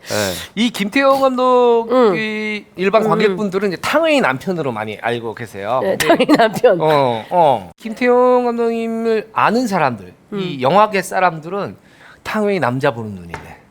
탕웨이 진짜 결혼 잘했다. 다 그런 얘기들이 저였어. 제가 김태형 감독 보면서 느낀 건 그래요. 참 사람이 양반이다. 양반이 웃기긴 힘들거든. 그렇지. 살살 하면서 웃기는데 너무 나는 그게 배가 아픈 거예요. 처음에 어디 모임에 갔어? 그러면 사람들이 내 주변에 처음에는 한 2시간 정도는 내 주변에 있어요. 내가 깔깔 치니까. 깔깔깔깔깔 빵빵빵 터지는데 저쪽에 김태형 감독님이 저쪽에 혼자 가만히 앉아 있어요. 가만히 앉아 있는데 저쪽 근처로 뭐 문소리 씨 한 명 모이고 누구 모이고 그러다 한 2시간만 지나면 모든 사람이 김태형 감독 주변에 뭔가 막 웃음을 주지도 않아요. 감독님처럼 막 썰을 푸는 것도 아닌데. 그래서 제가 조근식 감독님한테 물어봤어요. 조근식 형한테 형 김태형 감독은 왜 사람들한테 인기 있는가? 태용이는 굿 리스너야. 잘 들어주면서. 맞아. 네. 그래서 지금도 참 속상해요. 근데 촬영을 할 때도 그러세요. 네. 촬영할 때도 시나리오 단계 때부터 이제 저 나이가 어릴 때잖아요. 그러니까 저 캐릭터 제가 맡은 경석이 캐릭터의 상태와 그 정유미 씨가 맡은 캐릭터를 이해가 하기가 너무 힘든 거예요. 이런 여자를 왜 만나냐? 그치. 이거 왜 만나냐? 보면서 부하가 그 당시에만 침이잖아요. 지금은 이해가 되는데 그랬는데 그 얘기를 다 듣고 근데 현장에서도 그러세요. 저희가 그 당시에 제작비가 많지 않아서 35mm가 아니라 16mm 2대로 찍었거든요. 핸드헬드로. 왜냐하면 또 롱테이크가 많으니까 그때 이제 35mm는 지금 뭐 많이 모르시겠지만 그 뒤에 필름 길이가 시간이 정해져 있어요. 매그넘 길이가. 근데 16mm는 조금 더 길게 찍을 수 있으니까 롱테이크로 그걸로 했었는데 저희가 한 1분 넘게 테이크를 가면 모니터를 이제 해요. 예. 그럼 김태건 형 보세요. 그다음에 저희가 그 대종상 받은 그 미소 있죠. 예. 지금 사진에 봤던 네. 그 네. 미소를 짓고 물어봅니다. 어때? 그러면 이제 뭐 배우 입장에서는 뭐 어떻게 이상하면 한 번 더 갈까요? 그러면 그럴래? 해서 또 한 번 가요. 진짜? 그러니까 저런 점이 나는 마음에 안 드는 거예요. 왜요? 야, 한 번 더 가자. 뭐 이렇게 하는 게 아니고 어때? 온화한 척. 어때? 한 번 더 갈까요? 그럴래? 마치 선심 쓰는 듯이 본인이 일 시키시면서 그런 점이 근데 저도 이 비슷한 마음이었어요. 왜냐면 이제 저는 이제 막 어떤 그 감독님의 디렉션에 엄청 신경을 많이 쓰는 배우인데 그래서 어때? 하고 아무 얘기 안 하고 박목형 감독님들이 내버려 계세요. 두는 거예요. 계속. 근데 이제 그게 조금 지난 시점에는 왜 이 작품을 왜 그렇게 했는지는 알겠는데 그때 막 미치겠는 거예요. 그리고 그때 더 힘들었던 게 정유미라는 배우가 캐스팅 될 때 사실은 제가 그 전인가 미장센 단편 영화제 심사를 했었어요. 근데 제가 네. 심사했을 때 굉장히 화제가 됐던 작품이 폴라로이드 작동법. 예. 그 그 맞아요, 되게 맞아요. 유명한 오. 작품이죠. 제가 그 당시에 심사를 해서 그때 정유미 배우를 되게 좋게 봤군요. 저 배우 누구지? 그래서 그때는 정유미 씨가 거의 아마 그 달콤한 인생의 아주 작은 역할 신민아 씨 친구로 나오고 그 다음에 그 사랑인가? 그때 개봉을 안 했을 때여서 아마 많은 분들이 모를 때였어요. 근데 후보군들이 있었는데 제가 얘기를 했죠. 이런 배우가 있는데 어떠시냐고. 네. 그래서 만났는데 감독님도 너무 좋다 해서 캐스팅이 됐는데 막상 연기를 하니까 정유미 씨가 완전 프리스타일인 거예요. 그 당시에 연기 스타일. 좀 당혹스러웠겠다. 근데 저도 프리스타일인데 나보다 더한 프리스타일을 처음 본 거예요. 그게 거의 뭐 랩 배틀 같은 느낌이었겠네요. 이게 프리스타일. 이게 왜 프리스타일이 장점도 있고 단점도 있어요. 뭐냐면 상대방하고 약속이 안 돼 있으면은 둘 다 프리스타일이면은 그래도 맞춰갈 수 있어. 그치, 이분들은 액션에 리액션을 하는 거니까. 그치. 그리고 다시 액션을 하는 거니까. 근데 예를 들면 두 명이 씬을 하는데 이분은 철저하게 짜여진 연기를 하는 사람이야. 집에서 힘들죠. 공부하시는 분들이 있잖아요. 공부해서 내가 이때 이쪽을 보면 그치, 내가 그치, 이렇게 그치, 치겠지. 그치. 그럼 막 이걸 했는데 이 상대편 배우가 프리스타일이라서 할 때마다 달라지면 이쪽 상대편은 완전 멘붕인 거예요. 돌아버려 진짜. 그런데 다행히 이제 두 분 다 프리스타일이어서. 근데 사실 이 작품에 너무 맞는 스타일이었던 거예요. 네. 그러니까 이 작품에서 보면 정유미 씨 캐릭터가 예측하기가 그러니까 경석이 입장에서는 그렇지. 내 예측한 대로 전혀 행동을 안 하는 그런 거잖아요. 그래서 처음 느껴보는 어떤 연기의 맛이라고 해야 되나? 그런 걸 느꼈던 거예요. 그런 근데 걸 보는 시청자들은 풋풋하다 이렇게 느껴져요. 네. 근데 그렇지. 정유미 씨는 이제 저기서 막 프리스타일 하고 있고 모니터 확인할 때 감독님은 어때? 그러니까 막 속 터져 아주. 그러니까 막 저는 막 미치겠는 거예요. 그 당시에 저는 이제 현장에서. 네. 근데 이런 제 실제 상황과 경석이가 너무 딱 맞아 떨어졌던 것 같아요. 근데 태기 그치. 씨가 되게 제가 이제 그 현장에서 얘기를 들어보면 정말 열심히 하는 배우예요. 뭐 배우들 다 열심히 해야겠지만은 되게 적극적이고 이제 이렇게 영화를 어떻게든 씬을 잘 뽑아내려고 막 그러는 사람인데 그렇지 않은 박목형들의 감독들의 이제 뭐 주인공이에요. 그래서 그 품행제로 찍을 때 조근식 감독이 나 영화 찍으면서 태규한테 많이 혼났어. 그런 거야. 그래서 내가 왜 혼이 났어? 그랬더니 그게 힘도 없어. 컷 이렇게 사람이야. 컷. 이런데 봉태규 씨가 와가지고 이제 정우 씨랑 같이 와가지고 감독님 어떠세요?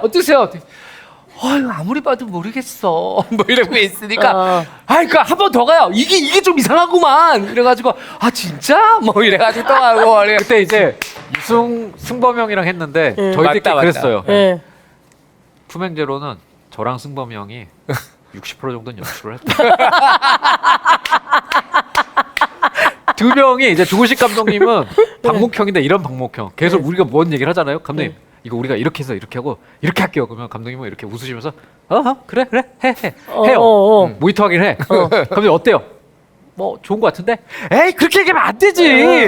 우리가 여기서 이거 이렇게 한번 할게요. 그러면 해. 그런 다음에 우리가 모니터 하긴 해. 근데 조근식 감독님한테 얘기하지. 승범이랑 내가 감독님 오케이 나왔다. 그럼 오케이 해.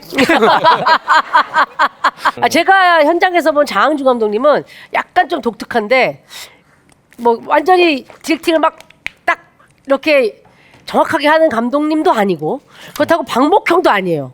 내가 봤을 때 장은주 감독님은 어떤 느낌이냐면 막 연기를 하고 있잖아. 그러면 이렇게 하고 컷 이렇게 하고 자 뭐 봐봐 모니터 쫙 시켜요. 그럼 다 보고서 다 오라 그러지. 어때?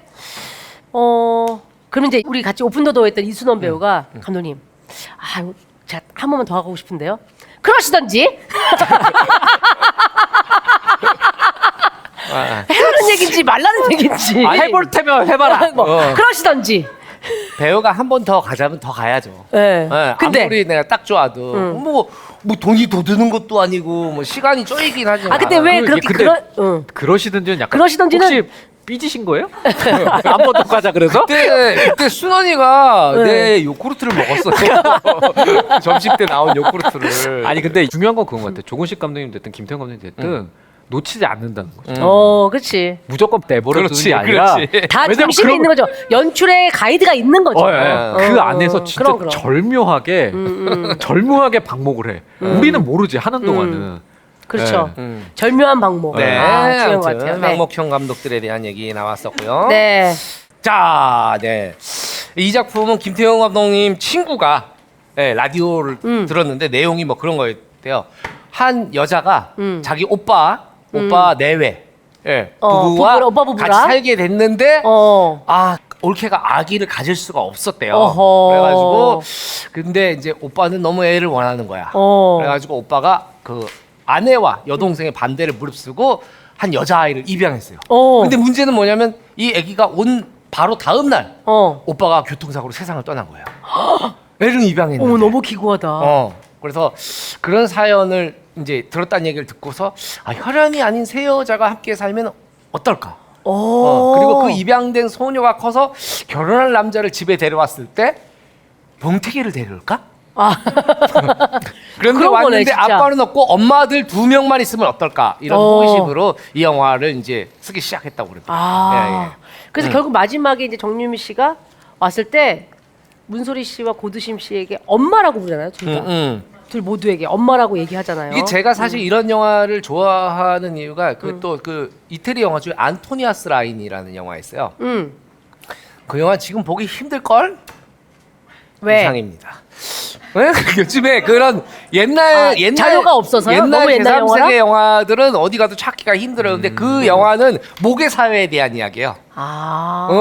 엄마, 아버지는 존재하지 않아. 그러니까 항상 아버지 전쟁에 나갔다 죽고 아니면은 뭐 해가지고 아기만 갖고 그냥 아기 자기가 키우고 그 할머니하고 또 그 자매들이 같이 아기를 키우고 그 애가 또 아기를 낳고 뭐 이런 모계 사회 얘기인데 이 영화를 보면서 진짜 남자는 아무짝에도 쓸모가 없다 이런 생각을 하게 만들었던 작품. 그게 안토니아스 라인이요? 남자는 쓸모없다 같은 예요.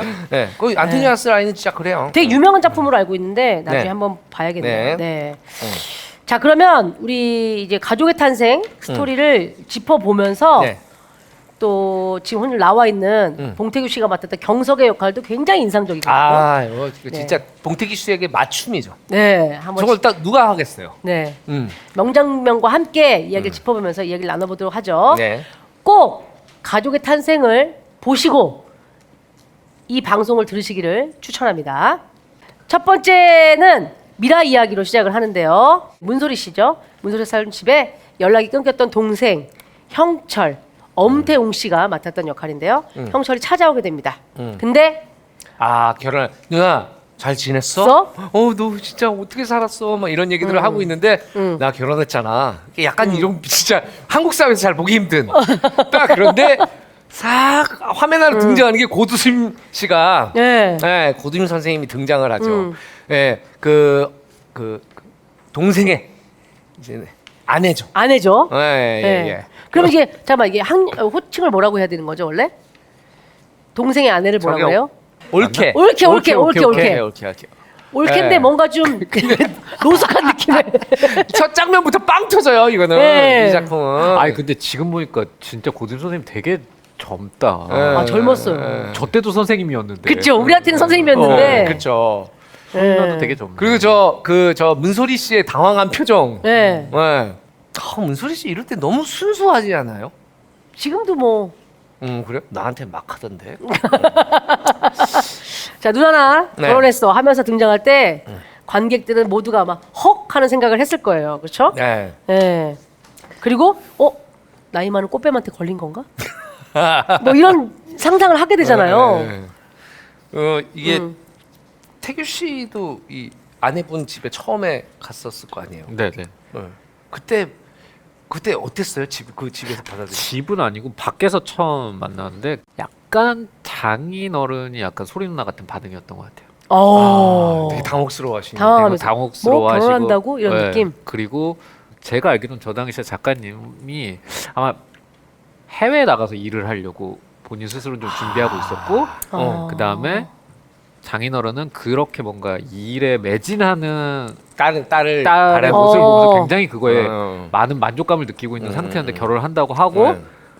근데 그 결혼 상대자가 뭐 배우라고는 하는데 뭐 그때 저는 사실 뭐 막 한창 그렇게 활동할 때도 아니고 그리고 이게 봉태규 씨가 그때 영화 관객들한테는 아주 익숙하고 많이 알려진 배우였는데 어르신들, 그렇지. 그죠. TV 쪽만 보시는 드라마만 보시는 분들은 모르실 수도 있었던 그쵸, 상황이에요. 그쵸, 그쵸. 뭐 이제 어르신들은. 가끔 새벽에 잠이 안 오셔서 뭐 이렇게 채널 돌리다가 한복을 입고 가끔 등장하는데 뭐 그렇게 접한 어르신들이 많아요. 특히 이러면서 서울 외 지역은 다들 그걸로 접하셨더라고요. 아, 진짜? 아유, 잘 봤어. 그러면 뭐 보셨다. 아, 그 있잖아. 막 이러면서 말을 안 작품 하세요. 이름을 자신 있게 얘기 못하는. 근데 그런 상태고 그럴 때여서 약간 뭐라 그럴까? 좀 걱정을 많이 하시나? 그랬던 것 같아요. 예. 정말 딱 영화 속의 문소리 씨 같은 반응이었다라는 거죠. 네, 그래서 제가 뭐 결혼하겠다고 했을 때 계속 네. 조금 더 만나본 다음에 자꾸 그걸 뭔가 늦추려고 하시는. 근데 그거는 어떤 아빠나 마찬가지일 아이, 그럼요. 거예요. 연애를 먼저 해보는 건 어때? 뭐 이러면서. 연애를 먼저 해보는 건 어때? 아니 감독님도 그러실 거 아니에요. 넌 당연히 만난 지 그러죠. 이틀 만에 결혼하겠다고 데리고 왔어요, 남자를. 그리고 집에 가서 그러고 했죠. 윤서야, 걔는 미친놈이야. 야, 부모만에 결혼하지 말이 되냐? 그때 넌 그걸 받았어? 난 참 아빠는 어이가 없구나. 근데 윤서가 아니야 아빠 몰라서 그래. 결혼할 수 있어. 우리는 할 거야 아빠. 그러면 대신 윤서야, 이렇게 뭐 지금부터 분할해놔. 뭘? 이혼하게 될 거니까. 자, 이게 현실적인 반응이긴 해. 네. 네. 어떤 부모가 이걸 확 받아들이겠어요. 근데 또 받아들여주죠. 안 받아들이셨죠. 안 받아들이셨죠. 만약 또 막 막 반대로 너무 세게 밀어붙이니까 이거는 뭐 받아들이고 말고의 문제가 아니라 막 말은 하고 싶은데 말은 못하고 그런 상황이었다가 이제 그러다가 이제 임신을 하게 됐잖아요. 그렇지. 그러니까 이건 뭐 받아들이고 말고가 없죠. 없지. 그렇죠. 그러면서 이제 그때 저희 장인어른 영혼이 완전히. 그게 보이더라고요, 정말로. 아 진짜로? 아니 그 저희가 만화에서 많이 표현하는 거 있잖아요. 이렇게 하얀 게 이렇게 뭐 나가는 거. 와 그게 보이더라고. 나는 이런 그게 거. 만화적인 표현인 줄 알았는데 그 초음파 사진을 처음 보셨을 때 장인어른이 정말 눈이 우선 텅 비워지시면서 진짜? 여기서 뭐가 이렇게 나가는. 머리 위로 뭔가 이렇게 어떤 건지 네. 알겠다. 네. 어떡하겠어요. 아기가 생겼는데 뭐 그거 어떻게 할수 옛날 없죠. 전문 용어로 빼박캔트라 그러죠. 빼박캔트. 이거 뭐 어떻게 할 수가 없는 거예요. 그냥 결혼이에요. 이제는. 아니 어찌됐거나 당사자인 두 분은 결혼을 전제로 사귀고 있었으니까. 네네. 자 여기에서도 문소리 씨가 약간 진짜 혼이 나가는 것 같은 맞아요. 표정을 네. 하고 어쩔 수 없이 정말 어떻게 밀고 들어왔기 때문에 네. 받아들이지 않으면 안 되는 상황이었어요. 영화상에서. 그렇게 미라와 형철 그리고 고두심 씨가 맡았던 무신. 오무신인데 고무신이라고 한다는 네. 그 무신 세 사람이 한 집에서 살게 되는 거죠. 자, 이제 또 문소리 씨가 밤에 진짜 쟤 어떡하지 막, 이거 그치. 밤에 자고 있는데 옆방에서 네. 애정행각 두 사람은 신혼이니까 네. 두 분의 그 애정행각 소리가 다 들려. 근데 그것도 너무 웃기잖아. 네. 그거 소리를 네. 저희가 춘천에서 촬영을 했거든요. 네. 네네네. 그 숙소 네. 호텔 방에서 네. 그걸 거기서 녹음한 거예요? 녹음 이제 사운드를. 사운드를 이제 그냥 앉은 채로 그 호텔방에서 감독님이랑 이제 스크립터랑 그 이제 녹음하시는 녹음 기자님이랑. 기사님이랑 부음하는 분이랑 그냥 앉아서 뭐 태용이 부신실로 와 하면 거기서 그냥 왜? 무슨 이걸 앉아서 서로 그래서 진짜 배우들이다. 너무 그래서 실감나잖아. 모두 우참 있죠. 이거를 막 어. 얼마나 민망하고 웃기고 막 그런 거 있잖아요. 근데 제가 듣기로는 고두심 선생님만 너무 태연하게 이게 왜? 그렇지. 근데 이제 태웅이 형님은 되게 민망해하시고 뭐 그렇게. 그렇게 녹음했던 기억이 있습니다. 사실은 이제 여기가 되게 이게 보면서 관객들이 어머 이 이야기와 상황이 너무 재밌는 거야. 네, 맞아요. 너무 재밌게 이 이야기에 빨려 들어가는데 여기서 이제 한 방을 더 먹이죠. 아기가 찾아오죠. 아, 맞아. 예, 애기가 맞아. 찾아서 누구 찾아왔니? 여기 주소 이거 아니에요? 맞아. 보니까 알고 봤더니 아무 관계도 없는 이영철, 엄태웅 씨가 주소를 준 거였어요. 그렇죠. 너 일 있으면 여기 찾아와, 아저씨 찾아와. 근데 그 종이 한 장을 크레파스로 적어진 주소가 적힌 종이 한 장을 가지고 찾아오죠. 네. 그리고 이제 저 아이는 저기 고두심 씨의 딸이죠. 딸인데 알고 보면 고둠 씨가 낳은 딸도 아니에요. 고둠 씨의 전 남편의 전 와이프가 낳았던 딸인 거예요. 그래서 그 아이까지 해서 이 김태용 감독님이 처음 신업을 구상했을 때처럼 낯선 새 여자가 함께 살게 되는. 그 형철이 또 애를 데려와가지고 그래 너 이 집에 있어 갈 데 없잖아. 그치. 그 집에서 살게 하고 자기는 집을 나가요. 그리고 집을 살게 할 때 네. 소리 누나 입장에서는 당황스럽잖아요. 자기 그쵸. 집인데. 근데 그거에 대해서 어떤 의견을 얘기했더니 또 화를 내. 네. 아니 사람이 어떻게 그럴 수 있어? 그러니까 오히려 적반하자. 자기가 키울 것도 아닌데. 진짜로. 나는 진짜 영화를 다시 보면서 그때도 그랬지만 엄태웅 씨가 맡았던 형철 역할은 정말 매력적인 캐릭터라고. 네. 진짜 좋은 캐릭터지. 대책 남자 없고. 배우들이 저 그런 거 한번 해보고 싶다. 네. 대책 없고 계획 없고. 계획 없는데 또 착해. 착해. 그렇지. 아. 착해. 그게 제일 문제야. 착해. 맞아. 또 저런 사람 또 술도 잘 마신다. 맞아. 그리고 잘못을 저지르고 있는데 네. 미안해 하면서도 좀 뻔뻔해. 네. 뻔뻔한데 거기다 대고 뭘 하고 얘기하기 힘들어. 그치. 네, 그리고 너무 좋은 캐릭터예요. 네. 네. 그리고 저는 또 이제 되게 재밌게 봤던 씬이 하나가 우리 문소리 씨와 교제하는 남자친구가 있었어요. 그분이 이제- 임꺽정. 네, 정웅순 씨, 정웅채 씨. 정웅채 씨, 정웅채 정웅순 씨와 감독님이 무신인 고두심 씨와 넷이서 밥 먹는 장면. 한복을 잘 맞는다고. 근데 그분 캐스팅하실 때도 그 선배 캐스팅할 때 네. 에피소드가 네. 딱 여러 배우가 있는데 소리 누나 아이디어였던 것 같아요. 아. 뭔가 왜냐면 이제 그 전에 이제 후보군으로 얘기했던 분들은 이제 영화에 많이 출연하시고 저 시나리오 읽으면 딱 떠오르는 분이었는데 소리 누나 그러면 너무 뻔할 것 같은데 정말 뭔가 저기 소리 누나 캐릭터는 되게 조신조신하고 뭔가 이런데 이런 거와 전혀 상반돼. 네. 그쵸, 그래서 어떻게 보면 안 어울릴 수 넌지시 있는. 얘기를 한 거예요. 네. 정응채 씨는 혹시 어떠냐고. 근데 어. 그거에 다들 딱이다. 어. 딱이다 해서 이제 캐스팅을 하게 된 거죠. 그때 정채 씨가 이제 임꺽정으로 완전. 네. 아니 근데 너무 잘 어울리지 않아요? 너무 잘 어울려요. 그러니까 맞아. 저 지방에 가면 저런 분이 있어. 김 사장님. 네. 그리고 또 내가 볼 때 결이 태웅이 형이랑 안 맞는 게 너무 딱 맞아, 안 어울리잖아. 맞아. 안 맞죠. 네. 그러니까 이 네 명이 앉아 있는 모습 자체는 정말 진짜 캐릭터들의 열전. 네. 네, 정말 그러니까. 엄청나죠. 그리고 저기 다소곳하게 앉아 있는 문소리 씨도 너무 애기애기한 그런. 네. 아, 그렇죠. 근데 지금 다시 보는데 정말 사실은 저기서 이제 정웅채 선배님이 한 캐릭터도 정말 짧게 나오고 그러는데 네. 근데 캐릭터가 이렇게 다 보이는 게 어렵잖아요. 맞아요. 근데 와 그러니까 캐릭터가 다 보이네요. 맞아요. 정채 씨는 너스레를 떨고 있고 거기에 문소리 씨는 이 사람을 좋아하긴 하는데 저게 안 그랬으면 싶고 그때 이제 엄태웅 씨가 발끈하거든요. 자기 이제 와이프하고 같이 술 한잔 먹겠다고 막 적극적으로 하니까 나는 저 문소리 씨가 얼굴을 가린 손이 너무 웃겨요.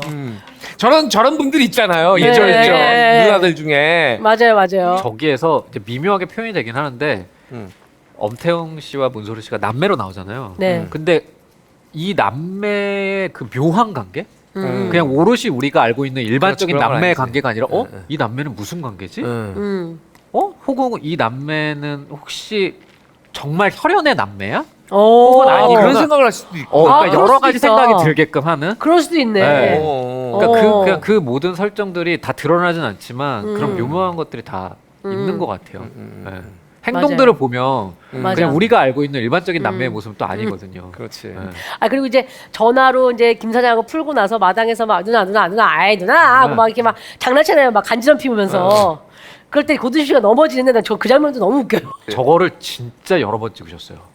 저게 음. 아마 첫 번째 촬영인가 두 번째 촬영인가 그래서 네. 서로 아시잖아요. 아직 안 잡혔어. 서로 안 이렇게 친할 다 때. 호흡이 잘 안 맞고 어, 막 그럴 아. 때여서 또 제가 알기로는 이게 첫 번째 에피소드가 롱테이크 촬영을 하기도 했는데 김태형 감독님이 테이크를 어마어마하게 많이 갔어요. 아 진짜. 네. 그러면서 그 예의, 그 사람 좋은 미소를 지으면 어때요? 네 선생님 괜찮으세요? 어. 그거 어떻게 거절을 해요? 그게 괜찮으세요 했는데 난 괜찮은데 이렇게 얘기하기 쉽지 않아요. 그치. 괜찮으세요라는 말의 저기 뜻은 뭐냐면 한편으로 그걸 내포하고 있어요. 이거 조금 문제 있지 않아요? 나는 조금 문제가 있다고 생각하는데 선생님 괜찮으세요? 사람 아주 웃으면서 죽이는 거야. 아 진짜 이 연기 합을 맞추기도 전에 완성된 컷이라고 들으니까 더 대단하다는 생각이 드는데 네. 자 다음 장면으로 한번 넘어가 보도록 하겠습니다. 네. 이제는 선경의 이야기 우리 공효진 씨의 이야기로 넘어가는데 남자 관계가 아주 복잡한 엄마를 엄마. 두었어요. 엄마의 이름은 이제 매자인데 매자와 따로 지내던 선경에게 매자가 찾아서 하나의 가방을 이게 되게 옛날 클래식한 트렁크 가방을 네. 주고 가요. 네. 그 이후에 매자의 애인인 아저씨가 찾아오죠. 이 사람이 이제 가정에 있는 유부남. 네네. 그러면서 그러면서 근데 이때까지는 유부남인 걸 몰라요. 그렇죠. 그게 드러나지 않죠. 드러나지 않죠. 근데 그러다 나중에 뭔가 깔끔한 관계는 아니다. 이렇게 뭔가. 느낌만 주죠. 그러니까 엄마가 그냥 뭐 사별인지 이혼인지는 모르겠지만 뭐 새로 결혼을 했다라고 보기에는 너무 성격이 반대를 하니까 뭐가 있나 보다 정도만 보여지는데 그런데 이 아저씨가 와서 선경이에게 니네 엄마 아프다 라고 얘기를 하죠. 시한부다 라고 얘기를 하면서 이제 선경의 이야기가 시작이 되는데요. 자 여기 또 공효진 씨 아이 나오게 되는데 네, 몇 년기예요. 제가 대사가 너무 좋던데? 제가 볼 때 진짜 이 영화를 보면서 다시 한번 느껴요. 공효진 씨는 정말 대단한 정말 좋은 배우다. 그리고 제 기억에 네. 사실 이제 이 작품 이전까지만 해도 그 공효진이라고 하는 배우를 소비하는 방식이 있었던 것 같아요. 아, 약간 왜냐면 그 모델로 모델로서도 하이틴 잡지 그렇고, 모델로 그리고 출발해서 굉장히 뭐랄까 이렇게 통통 튀는 역할이라든가 그렇죠, 그렇죠. 그런 게 있었는데 이 작품에서 효진 누나가 제대로 보여준 거죠. 그렇지. 맞아. 나는 사실은 이 정도의 이렇게 넓은 스펙트럼을 가지고 있는 어. 배우라는 거. 그리고 또 기가 막히게 그걸 김태형 감독이 캐치하신 거죠. 맞아요. 예. 그러면서 그 소식을 듣고서 얘기해요. 어떡하라고 오셨어요? 울어야 돼요? 그런데 이런 대사, 이 한마디로 이 뭔가 이 선경의 캐릭터를 완전히 보여주는 이 대사와 그걸 또 잘 소화한 공효진 씨의 연기가 돋보이는 그런 장면들입니다. 네. 그리고 그게 있더라고요. 제가 저걸 찍었을 당시에는 사실 첫 번째 에피소드, 두 번째 에피소드를 100%다 이해는 못했거든요. 저 캐릭터들의 가지고 있는 심정이나 근데 제가 최근에 이제 방구석 일요일이라는 프로그램에서도 이 작품을 다뤄서 그때 다시 봤는데 와 그때는 진짜 이게 다 보이더라고요. 너무 신기하게. 그렇죠. 나이가 좀 예. 들고 보니까 나이가 들어서 그런가 봐. 그러니까요. 그리고 저도 또 지금 보길 잘한 것 같아요. 예. 그렇죠. 옛날에 봤던 그 느낌과 지금 느낌이 다르죠. 네. 그리고 또 이게 우리는 지금 영상으로 배우들이 연기하고 감정이 막 드러나 있는 걸 보잖아요. 이걸 글로 봤었을 때, 그죠. 진짜 복태규 씨 말대로 아까 얘기했던 게 이해가 안 돼. 왜 이렇게 얘는 우유부단하고, 그치. 얘는 왜 이렇게 아나 부인이고. 각성을 안 하고, 막 이런 것들이었는데 보면 사실 우리 주변에 있을 법한 그런 사람들의 모습들이 많이 그리고 아마 드러나죠. 나 스스로부터가 그러지 않나요? 그렇죠. 아니라고 부인하고 싶지만 그쵸. 다 조금씩 갖고 있죠. 얘는 갖고 자기 있지. 인물들 갖고 사이에서는. 있지. 예. 그러면서 이제 엄마의 아픈 소식을 접했고 심경이 복잡하고 그런 상태에서 연인이었던 준호와도 헤어지게 됐는데요. 유승범 씨. 이 연인이 전 여인이 이제 유승범 씨. 네네네. 근데 이 당시 이게 화제가 됐던 게 유승범 씨와 실제 연인이었는데 헤어졌을 때 헤어졌는데 여기에 출연했다. 그래서 그게 화제가 됐었어요 팬들 사이에서는. 그리고 이거를 또 추천을 한 게 제가 알기로는 효진이 누나가 감독님한테 추천을 했고 효진이 누나가 승범이 형한테 의사를 물어봤는데 승범이 형이 시나리오 읽고 좋다고 해서 출연한 걸로 알고 있어요. 아 진짜요? 네. 정말 그야말로 쿨한 관계네요. 그러니까 보통 이제 우리는 막 사랑하다가 헤어지면 원수 되잖아요. 근데 이제 미국 사람들은 뭐 친구로 남았다. 그리고 우리도 뭐 친구로 남기로 했어요 하는데 정말 저렇게 친구로 남기 정말 쉽지 않거든요. 그치, 그게 찐이기 쉽지 않죠. 네. 어. 한때 가장 사랑했던 사람이 나중에는 가장 증오하는 사람으로 바뀌거든요. 네. 야, 근데 그거를 또 얘를 미국 사람으로 든 것도 참 예스럽네요. 미국을 좋아해 이 오빠가. 선진국, 선진국. 선진국. 네. 아니 그러면 봉태규 씨는 사실 그 유승범 씨와도 같이 했고, 예, 예. 그렇죠. 공효지 씨와도 함께 했고, 네, 그렇잖아요. 그죠? 예. 누가 더 좋아요? 자, 신박한 질문 두 번째 시간입니다. 아무래도 이제 승범 형이랑 더 오래 알았기 때문에 어. 승범 형이 조금 더 편하고 네. 좋죠. 축하드립니다. 승범 씨. 아, 네. 1등 하셨습니다. 분발하세요, 공효진 씨. 이 영화계에서는 유승범 씨를 다시 이제 영화계로 막 그렇게 끌어들이려고 굉장히 많은 시도들이 있었는데, 네. 이분이 이렇게 되게 뭐라 하지? 본인의 삶이 더 소중하다고 생각을 하나 봐요. 그래서 우리 같으면은 고프잖아. 작품을 한 지가 오래됐으니까. 그럼 막 할 것 같은데, 그래. 그래서 나는 야, 이 유승범 씨는 기인이다. 보통의 범인들은 막 뭐 돈도 더 벌고 싶고 막 그러잖아요. 근데 그냥 그런 생각이 들더라고요. 예전에 이제 승범 형, 그러니까 저는 와이키키 브라더스 찍을 때 2001년 즈음에 이제 저는 이제 눈물 막 개봉하고 그때 알게 됐거든요. 그때 알게 됐는데 그때 이제 막 아주 유명해지기 전에 서로 막 이런저런 얘기를 많이 하게 되잖아요. 근데 그때 형이 넌지시 했던 내가 바라는 어떤 내 모습 했을 때 지금 이 모습이었던 것 같아요. 그러니까 뭔가 막 일에 치고 뭔가 물론 뭐 연기를 하고 그런 것도 중요하긴 한데 어쨌든 자기 삶에 대해서 굉장히 애착이 있고 그 삶을 어떻게 꾸려나가는지에 대해서 확실한 계획이 보였던 것 같아요. 네. 그래, 각자의 행복의 기준은 다른 거니까. 그치. 자, 유승범 씨도 보고 싶다라는 말씀을 전해드리고요. 네. 다음 장면 한번 가볼게요. 그렇게 까칠하게 엄마의 인생이 단 한 개도 마음에 드는 게 없었던 선경이 이 아픈 엄마를 대신해서 애증의 관계인 이제 흔히 말하는 이제 배다른 동생이죠. 그렇죠. 경석의 유치원 운동에 가게 됩니다. 그러니까 나이 차이가 많이 나는 동생인 거예요. 예.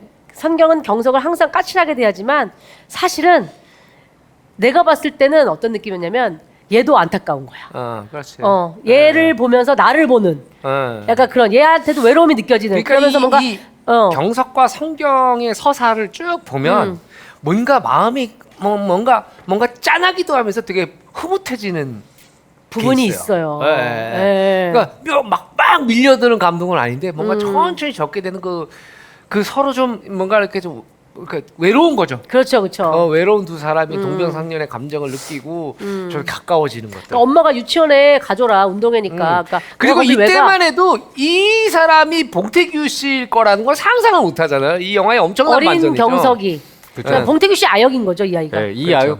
아역을 캐스팅할 때 이제 제가 진짜? 네, 저 맞아요. 좋겠다. 얘기 들었어요. 제 아역 이 배우 엄마한테 돈을 받고 그렇게. 봉태규 씨가 꽂아줬다고. 흔히 말하는 와이로. 그러니까 다 받지는 않고 그러니까 업계 룰이 있거든요. 네. 룰이 있죠. 룰이 룰이 반 정도. 적당히.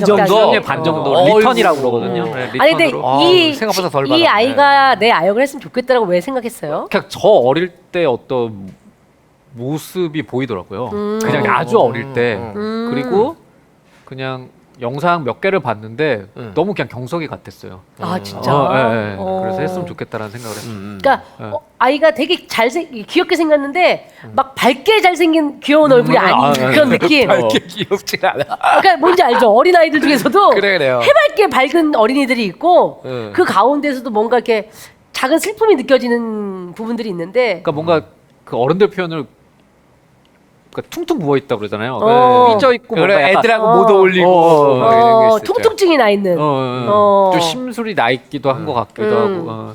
이 운동회 장면이 참 이 영화 보면서 되게 마음이 좀 그래. 따뜻해지는. 그죠. 네, 뭔가 애잔하면서도 맞아요. 따뜻해지는 장면이죠. 결국 운동회를 즐기지 못하고 실내에 혼자 틀어박혀 있던 경석을 밖으로 끌어내잖아요. 그렇죠. 누나가 예, 놀자고 예, 예. 이렇게 해주죠. 예, 예. 그러면서 이게 이제부터 막 그 뒤가 이해가 되는 거야. 이 맞아. 앞이 이게 탁 쌓여져 있어야. 그러니까 예. 이 남매 둘이 남겨진 남매가 어떻게 살아갈지가 좀 보여지죠. 봉태규 씨도 그 아이들 운동회나 뭐 이런 거 최근에 갔죠. 최근에 초등학교 운동회. 가면 또 학부모들 뭐가 있잖아요. 제가 그건 참여 못하고 줄다리기 했다고 그러더라고요. 아 진짜. 네, 근데 이게 너무 과열될 거를 예상을 해서 학교에서 미리 얘기를 하더라고요. 학부모님들 뭐 이런 경기가 있으니까 제발 승패에 연연하지 말아 주십시오. 그렇지. 거기서 아빠 부모님들 막 무릎 가지고 막 이런 사람 막 많잖아. 완전히 막. 넘어져가지고 무릎 왜냐면- 다 나가고. 왜냐면 운동을 안 하다가 갑자기 맞아. 풀 파워를 막 돌려야 되잖아요. 왜냐면 자기네들은 아직도 마음속에선 젊거든요. 그렇지. 젊고 내 애가 보고 있어. 그리고 아이의 수많은 친구들이 보고 있고. 그러니까 뭐냐면 그 남자로서 또 승부욕이 저 옆집에 철수 아버지 저기보다 내가 훨씬 나. 이래가지고 한번 달리면 거의 그 부상을 그렇지. 입는다고 마셔야 되죠. 그래서 하시박 작가님 참가했더라고요. 네. 달리기에. 네. 근데 그 달리기 영상을 하셨어요? 봤는데 막 그 전에 저한테 얘기하는 거 진짜 자기가 빨랐다고. 근데 영상을 봤는데 헐랭이야. 달리기인지 모르겠더라고요. 종목이 경보로 바뀌었나? 그러니까 팔을 이렇게 하는데 예. 나는 그래서 이거를 그거 있잖아요. 고속으로 찍는 어. 그런 건 줄 알았는데 그런 게 있더라고요. 아, 본인은 진짜 최선을 그 다해서 정도로? 빨리 달렸다고 하지만 자, 다음 이제 이야기에 드디어 이제 봉태규 씨가 등장을 합니다. 아, 예. 네, 20살 동갑내기 연인 경석, 봉태규 씨죠. 예. 채현, 여기서 이제 정유미 씨. 두 커플의 기차에서 서로 투닥투닥하는 장면으로 시작되는 이 씬. 엄마를 일찍 여인 경석, 앞에 이제 아역으로 나왔다고 얘기했고요. 채연에게 올인하는 사랑을 바라지만 착하고 정 많은 채연은 주변 사람을 챙기느라 남자친구 경석을 너무나 외롭게 하는. 아 정말 그런 여러분들 스토리입니다. 보시면 아시겠지만 정말 네. 속 터집니다. 다. 아. 자, 이 경석에게 완전 몰입되죠. 왜냐면 우리가 언젠간 저런 사람을 본 기억이 나요. 저런 여자친구? 그리고 또는 남자도 있었어요. 남자들도 그렇지, 있어요. 그렇지. 모두에게 엉뚱한 데 가서. 친절해. 어. 그리고 모두에게 친절한데 나를 가장 좋아한다고는 하지만 나와 보낼 시간은 없어. 그렇죠. 저런 분들은 어떤 일을 해야 되냐면 국경 없는 의사회나 적십자 이런 데 가야 돼요. 예. 예. 정말 만인을 아끼고 사랑하고 정이 많은. 네네네네네네. 그리고 이제 여기에서 저는 봉태규 씨가 등장을 하는데 만나면 물어봐야겠다 생각했습니다. 저런 가발을 어디서 구한 거예요? 아니죠. 샤기죠, 샤기. 예, 샤기 컷이라고. 본인 머리예요? 아유, 가발이 아니라? 예. 샤기는 아닌데 이제 남자들은 샤기를 안 하지 않아요? 근데 이제 저게 유행이었나? 저때 이제 저게 약간 유행이었습니다. 지금 아 그래요? 아니 봉태규 씨만 그 80년대 바보들의 사냥 같은 룩을 하고 나와가지고 제가 바보역이 딱이라 그랬잖아요. 고래사냥이 삐지로 깔려야 될 것 같은 느낌이에요. 그러네. 사실 경석이가 어릴 때 네. 머리를 부딪혔습니다. 뭐야. 그래서 여기에 심한 흉터가 있어서 아니. 아시죠? 네, 심한 흉터에서 가리기 위해서 부분 가발을. 아 진짜 얘기 듣고 네. 보니까 옛날 바보들의 행진 뭐 이런 그 데 약간, 나오는 네. 80년대 영화에 나오는 고래사냥이 남자. 깔리면 딱이라니까요, 저기 지금. 너무 시대를 선정을 잘못한 거 아니에요? 왜냐하면 이제 또 제가 관객분들의 그 뭐라 네. 그럴까 연령대를 조금 더 넓히기 위해서 넓게. 향수를 진짜? 자극하는. 예. 아니 근데 저 봐봐 진짜 머리 너무 웃겨. 근데 뭐 사실 그 정유미 씨 머리도 일반적인 머리 아니에요. 네. 아니요, 저 스타일은 옛날에 있었어. 약간 이렇게 파마를 해서 바람머리처럼 살짝 하는 그 귀여운 큐티 스타일. 얘기 최강희 씨도 저 머리를 한 적이 있고. 아 그래요? 저게 유행떨이 있었는데 나는 여기서 봉태규 씨만. 저거 약간 맨즈논노 스타일이라고 할까? 감독님 맨즈노는 알아요? 몰라요. 그 일본 패션 잡지 중에 논노라는 잡지가 있어요. 아, 논노. 그거의 남자판. 네, 그거의 남성판. 네. 아 맨즈논노. 네. 네. 아 스타일 야, 너무 웃깁니다. 제가 진짜 독특한 광경을 봤네요. 네. 최근에 월드컵 했잖아요. 네. 근데 최근에 이제 월드컵에서 바뀐 게 정규 시간이 다 끝난 다음에 네. 그 뒤에 인저리 타임이라고 인저리 하죠. 타임을 아주 철저하게 주잖아요. 네. 그래서 그 이제 이기고 있는 팀의 감독들이 제일 많이 하는 사인이 심판들한테 어필할 때 시계를 가리키면서 이렇게. 그렇죠. 야, 나는 방송 녹화를 하는데 MC가 네. MC가 인저리 타임에 심판한테 네. 사인 보내듯이 네. 집에 야, 가고 처음 싶지 않아? 제가 봤을까요, 못 봤을까요? 봤죠. 봤어요? 봤는데 한두 번이 아니라서 그냥 무시하는 거예요. 아니 저는 네, 딴 게 아니고 우리 봉태규 씨가 뒤에 그러니까 네. 마카오행 비행기를 타야 되잖아요. 노름하러 가셔야 되니까. 네. 그래서 나는 그게 난 마음이 아이 뭐 쫓기는 노름이야 거예요. 뭐. 네네네. 언제든 하면 다시 하면 되니까. 그렇죠? 네, 네, 네. 노름이야 그래요, 뭐. 아, 그래요. 이게 노름 지금도 할 수 여유 있는 있잖아요. 게스트가 나와서 너무 좋습니다. 예, 예, 네. 예. 아니 그래서 이 경석의 캐릭터에 대해서 조금 더 얘기를 하면 좋을 것 같은데 이게 사실은 되게 답답하다라고만 말을 하지만 그런 경험이 있으신지. 있었던 것 같아요. 아, 저런 그래요? 친구를 만났던 경험. 아 진짜 모두에게 있었고. 시간이 있지만 나와 만날 그리고 시간 없는 친구. 저 당시에 제가 좀 약간 되게 예민하고 어. 그럴 때였어요. 네. 그러니까 실제로도 왜냐면 그러니까 저는 원래 이렇게 컴플렉스가 있고 그렇지 않았거든요. 네. 근데 배우를 하고 나서 너무 지적이 많은 거예요. 아 그래요? 뭐였냐면 저는 제가 내가 잘났다 이래서가 아니라 저 사실 그렇게 뭐 나 생긴 거 혹은 내 상황 뭐 이런 거에 대해서 크게 불만이 있지 않았어요. 네. 그리고 누구도 뭐 봉태규 씨한테 야 너 왜 이건 뭐 이렇게 하는 사람도 없었고. 스타일이 그렇게 남 얘기를 신경을 안 쓰는 느껴져요, 스타일이었어요. 느껴져요. 네, 네. 그러는데 연예인이라는 직업을 되고 나서 막 뭐 생긴 게 어떠네, 막 뭐가- 심지어는 내 키가 어떠네, 뭐 막부터 아 하는데 이때 댓글 문화 한창 막 한창 그렇고 올라오고 막 막 할 대놓고 때니까. 기사가 나오고 막 그럴 때였어요. 그러니까 안 된다는 얘기를 어머, 살면서 제일 어머. 많이 들었던 것 같아요. 나쁜 사람들이야. 네, 안 된다는 얘기. 팬으로 말로 죽이는 거야 예민하고 사람. 막 짜증이 뒤섞였고 애정에 뭔가 엄청 결핍된 상태. 어. 오히려 그래서 그러니까 몰입하기가- 경석이가 아확 와닿았네. 확 와닿는 거야. 그렇게. 네. 그 정유미 씨 캐릭터를 바라보는 네. 그게. 네. 이게 여기 나온 정유미 씨랑 봉태규 씨 캐릭터를 보면은 우리가 현실에서 이런 커플들을 가끔 보잖아요. 그러면은 너 왜 그렇게 화가 났어, 태규야? 이러면은 딱히 꼬집어서 어떤 지점이라고 그럼요. 얘기하기 힘들어. 근데 그게 켜켜이 쌓이면서 이게 이제 폭발하는 그렇죠. 거잖아요. 그러니까 이 영화 속에서 상황이 여러 가지가 나오는데 일단은 어떤 그 선배의 상갓집에 가서 동기들끼리 이렇게 앉아 있다가 자 이제 일어날까 하고 가오는데 갑자기 그 선배의 슬픔을 보고 난 더 있을게. 남자친구는 먼저 보내려는 그런 상황. 그 다음에 가장 결정적으로 빡치는 거는 누나하고 만나기로 한 날. 원래 시나리오는 그게 아니었어요. 뭐 막 무술팀이 와서 그 아버지랑 제가 아 막 약간 그냥 좀 하는 거예요. 다찌마리 몹신이 있었어. 몹신이 있었는데. 뭐 예를 들면 막 제가 어. 먼저 주먹을 날리고 아버지가 주먹을 날려서 본네트 위에 넘어졌다 막 콘티도 있어요. 예. 뒤룩뒤룩 하는데 뭐 채연이 와서 너 말리고. 뭐 이런 거였는데 제가 감독님한테 그거 아닌 것 같다.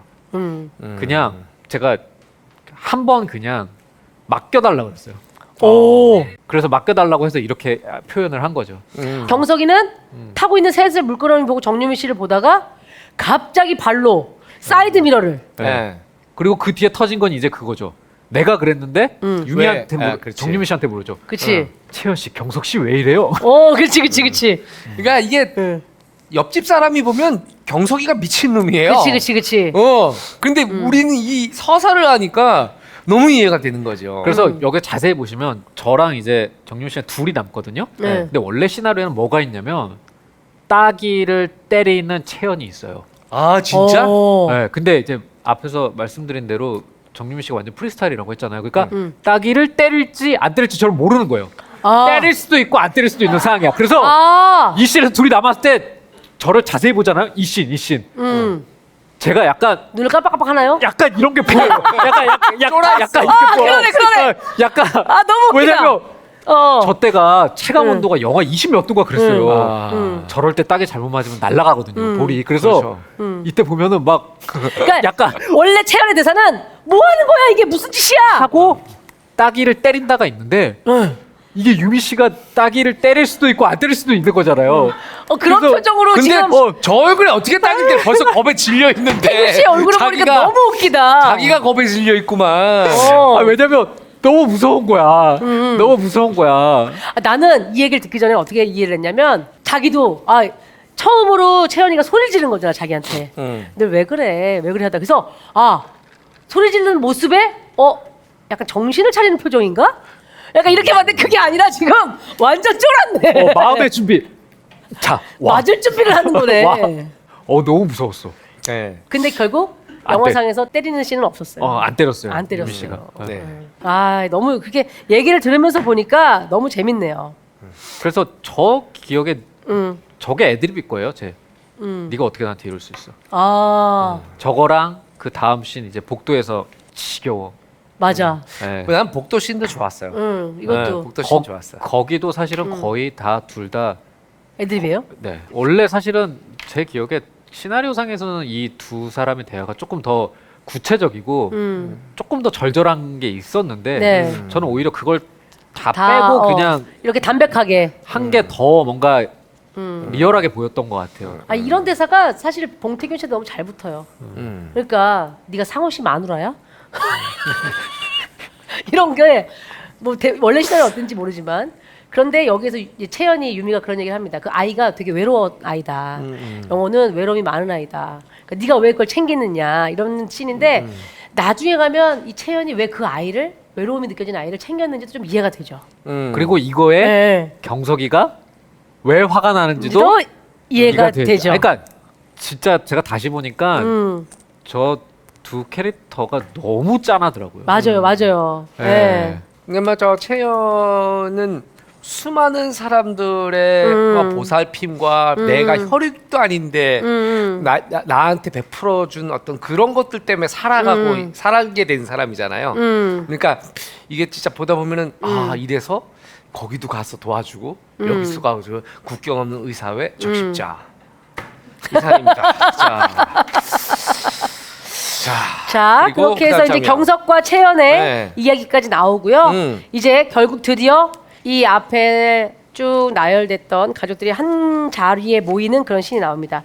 경석과 헤어지고 고향집으로 채연이 내려오게 되는데요. 이때 경석이 채연을 놓치고 싶지 않아서 기차에 다시 오르죠. 네. 그래서 같이 채연의 고향집인 춘천으로 오게 되고 그러면서 마음이 좀 풀립니다. 그리고 채연의 집에 데려다만 주고 가려고 했었던데 거기에서 집 안에서 두 엄마 무신과 이제 미라가 나오게 되고요. 네. 이게 참 이 영화가 이렇게 되게 잔잔한 영화인데 큰 반전이 두 개 있죠. 맞아요. 경석은 누구인가? 채연은 누구인가? 그게 그래서 아까 송은이 씨가 얘기한 게 이게 영화를 이거 하기 전에 미리 보시고 하지 않으면은 큰 송은이 씨가 엿을 매기는 게 된다. 본의 아니게 맞아요. 이런 근데 얘기입니다. 더 재밌게 들으실 수 있다. 뭐 이런 겁니다. 네. 네. 자, 네. 그래서 저는 너무 따뜻하게 느꼈던 게 저도 선물 하나 드려도 될까요? 하면서 이 경석이 계란에 그림 그린 거를 이렇게 내놓을 때 그게 저는 참 따뜻한 씬이에요. 저한테는. 예, 지금 보니까 약간 네. 저 정유미 씨가 저 때 외모가 네. 하실 씨 박씨랑 좀 닮은. 그래요? 약간 느낌이 있잖아요. 좀 비슷한 것 같아. 느낌이 있어. 정유미 씨랑 사귀었었어요? 아, 그건 사귀었다고 하겠어요. 지금 애 아빠인데. 예, 아니요로 대답하시면 되잖아요. 네. 아니요.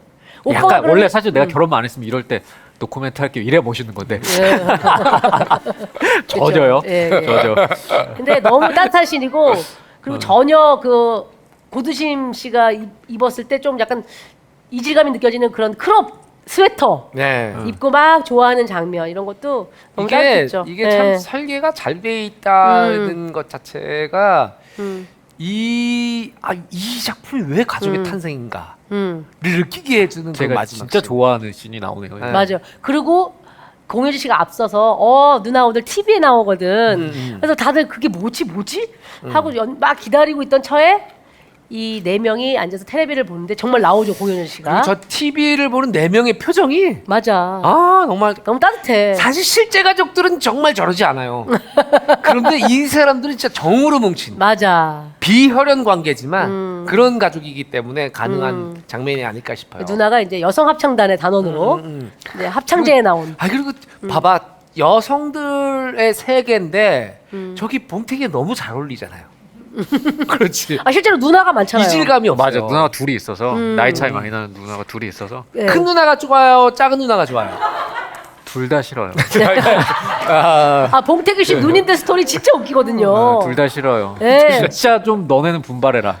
진짜.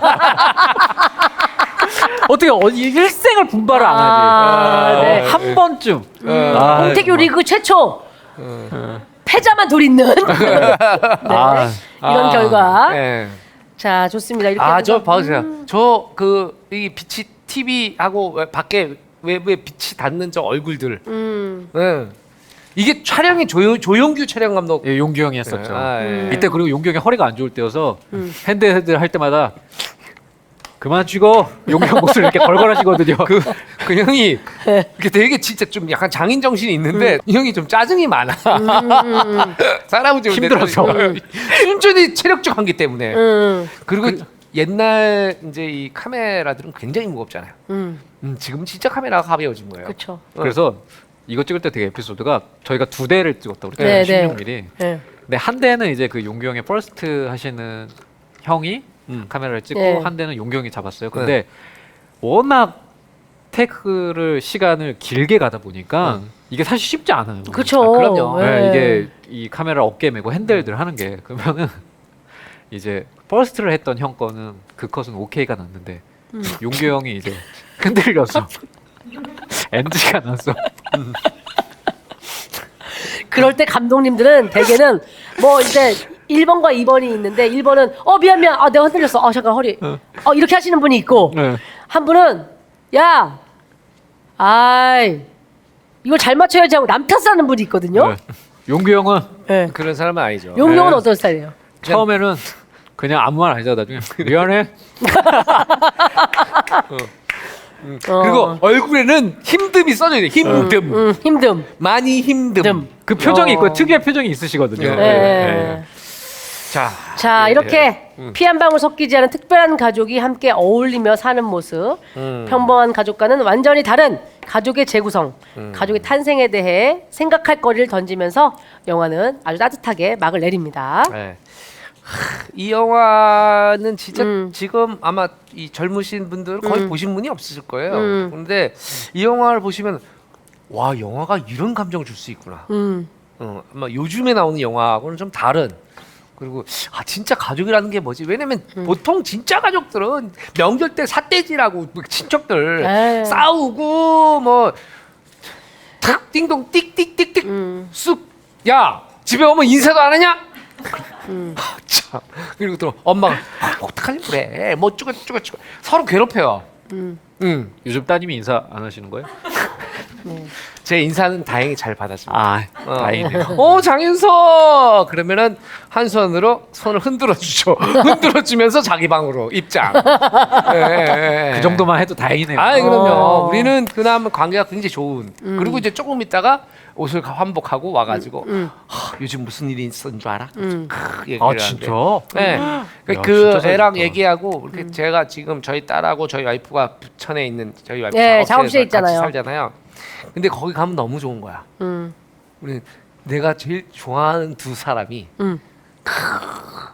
추리닝 같은 걸 입고 나도 추리닝을 입고 셋이 막 얘기를 하는데 술도 안 먹었는데 얘기꽃이 막 펴. 그러면서 막 골 때려 막 이러면서 얘기를 하면은 그 안에 있는 내가 행복하구나. 왜 행복하겠어요? 두 사람은 듣기만 하니까.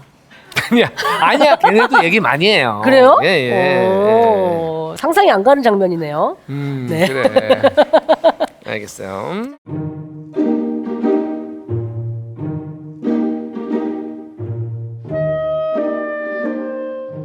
이렇게 배우 봉태규 씨와 봉태규 씨의 대표작 중 한 편인 가족의 탄생 명장면 토크까지 함께 나눠봤고요. 마지막으로 인사 나누기 전에 광고 타임. 자, 교보문고에서 만든 웹문학 플랫폼 창작의 날씨 오늘도 소개를 해드릴 텐데 글 쓰고 또 글 보기에 최적화된 플랫폼입니다. 나 요즘 뭐 그 주변에 글 쓰신다. 나 글 한번 써보려고 이런 분들이 많더라고요. 많아요. 네, 네. 진짜 네. 이런 분들 로그인하시고 자유롭게 소설을 또 연재하실 수도 있고요. 나는 참 요새 이렇게 웹소설이 재밌더라 하는 분들 보는 게 좋더라 하는 분들은 로그인하신 후에 모든 콘텐츠를 무료로 보실 수 있는 플랫폼입니다. 네. 지난번에도 말했지만 네. 그 마니아층이 많은 추리, 미스터리, 스릴러 장르가 주를 이루고요. 그 외에 뭐 로맨스, 또 판타지, 에세이, 시 이렇게 다양한 장르의 문학 작품들도 많이 있으니까 취향대로 골라보시면 될 것 같아요. 근데 여기에 전건우, 천선난, 임태훈 이런 작가님들의 글도 감상이 가능하다고 합니다. 네. 근데 뭐 따지고 보면 장윤 감독님 쓴 시나리오 기억의 밤 그리고 이제 아직 개봉을 앞두고 있는 오픈 더 도어 네. 그러면 감독님도 사실은 글쓰기 좋아하시고 네. 약간 좀 필명을 바꿔서 한번. 네 글자 이름 한번 해보고 싶어요. 괜찮네요. 네. 아, 옛날에 뭐 그 뭐죠? 그 동방신기의 예전 이름 멤버의 이름들이 다 그랬었잖아요. 영웅재중 뭐 이런 식으로. 네. 윤호 이런 네. 식으로. 한 번 들으면 잊혀지지 않는 이름. 아, 그 예를 들면. 근데 일단 장은 들어가야 되잖아요. 아, 장은 들어가야지. 한국 사람이니까. 예. 네. 장항아리. 네, 장항아리. 예, 제 항아리가 제 초등학교 때 별명이기도 했어요. 아, 그래요? 장항아리. 초심으로 들어가자는 얘기죠. 아, 저는 예전에 별명이 송충이었거든요. 아, 솔송충이 어때요? 솔송충이. 솔송충이. 솔자가 들어가면 또 뭔가가 좀 약간 분위기가 촥 가라앉는 느낌이 나니까 저는 솔송충이로. 예, 저는 감독님은 장항아리. 혹시 압니까? 어느 날 새로운 신작 없나? 어머, 작가가 장항아리야? 안 잊어먹어. 그리고 절대 안 잊어먹어. 나중에 이제 이렇게 뭔가 이렇게 작품 문학상 이런 거 탈 때도 그쵸. 수상자는 장항아리 작가. 나는 그 진행자들을 망신시키고 싶은 거예요. 예. 아, 그러려면 꼭 상을 타셔야 될 텐데 말이죠. 그러게요. 예. 자, 그리고 이 창작의 날씨에 올라온 작품을 이제 저희가 소개를 해드리는데 오늘은 천선난 작가의 살리를 좀 소개하고 싶어요. 네. 살리 어떤 느낌이에요? 딱 제목만 들었을 때 감독님 어떤 느낌인 것 같아요? 살리. 네. 내가 이걸 살 리는 없다. 그렇지. 토크를 잘 살리셔야 될 텐데. 예, 잘 안 살아나네요. 네. 예. 살리는 어떤 외계인의 이름입니다. 아, 그래요? 네, 배경은 1944년이고요. 어. 외계인 살리는 그 지구에 떨어져요. 그 안에서도 한국이라는 작은 땅에 미국 진짜? 어디에 뭐 캘리포니아, 네바다주 이런 데 떨어지는 게 아니라 한국이라는 작은 땅에 떨어지게 되는 거예요. 야, 1944년이면 해방 직전이에요. 해방 직전이죠, 우리나라는. 네. 근데 인간보다 훨씬 느린 속도로 흘러가요. 한국에서 4명의 9살 어린이 친구들과 우정을 나누고 살아가지만 뭔가 인간과는 다른 속도로 흐르는 시간 때문에 살리는 친구가 나이 드는 과정과 죽음까지도 옆에서 모두 지켜보게 되는 거죠. 야, 이거 묘하다. 네. 이거 묘하네요.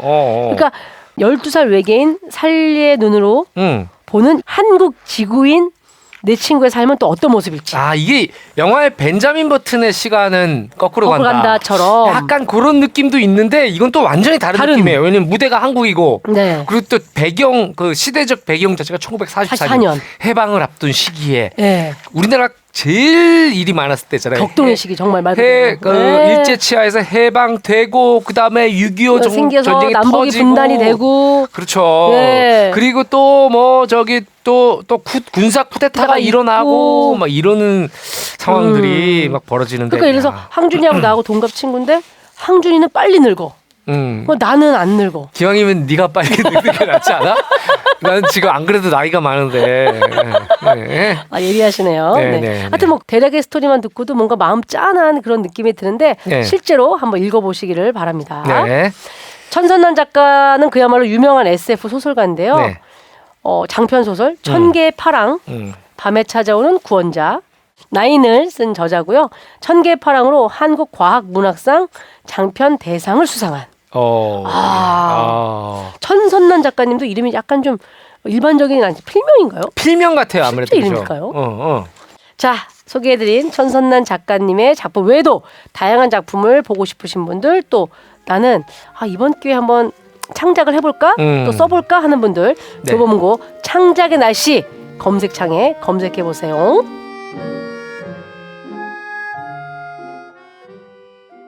봉태규 씨 어떠셨어요?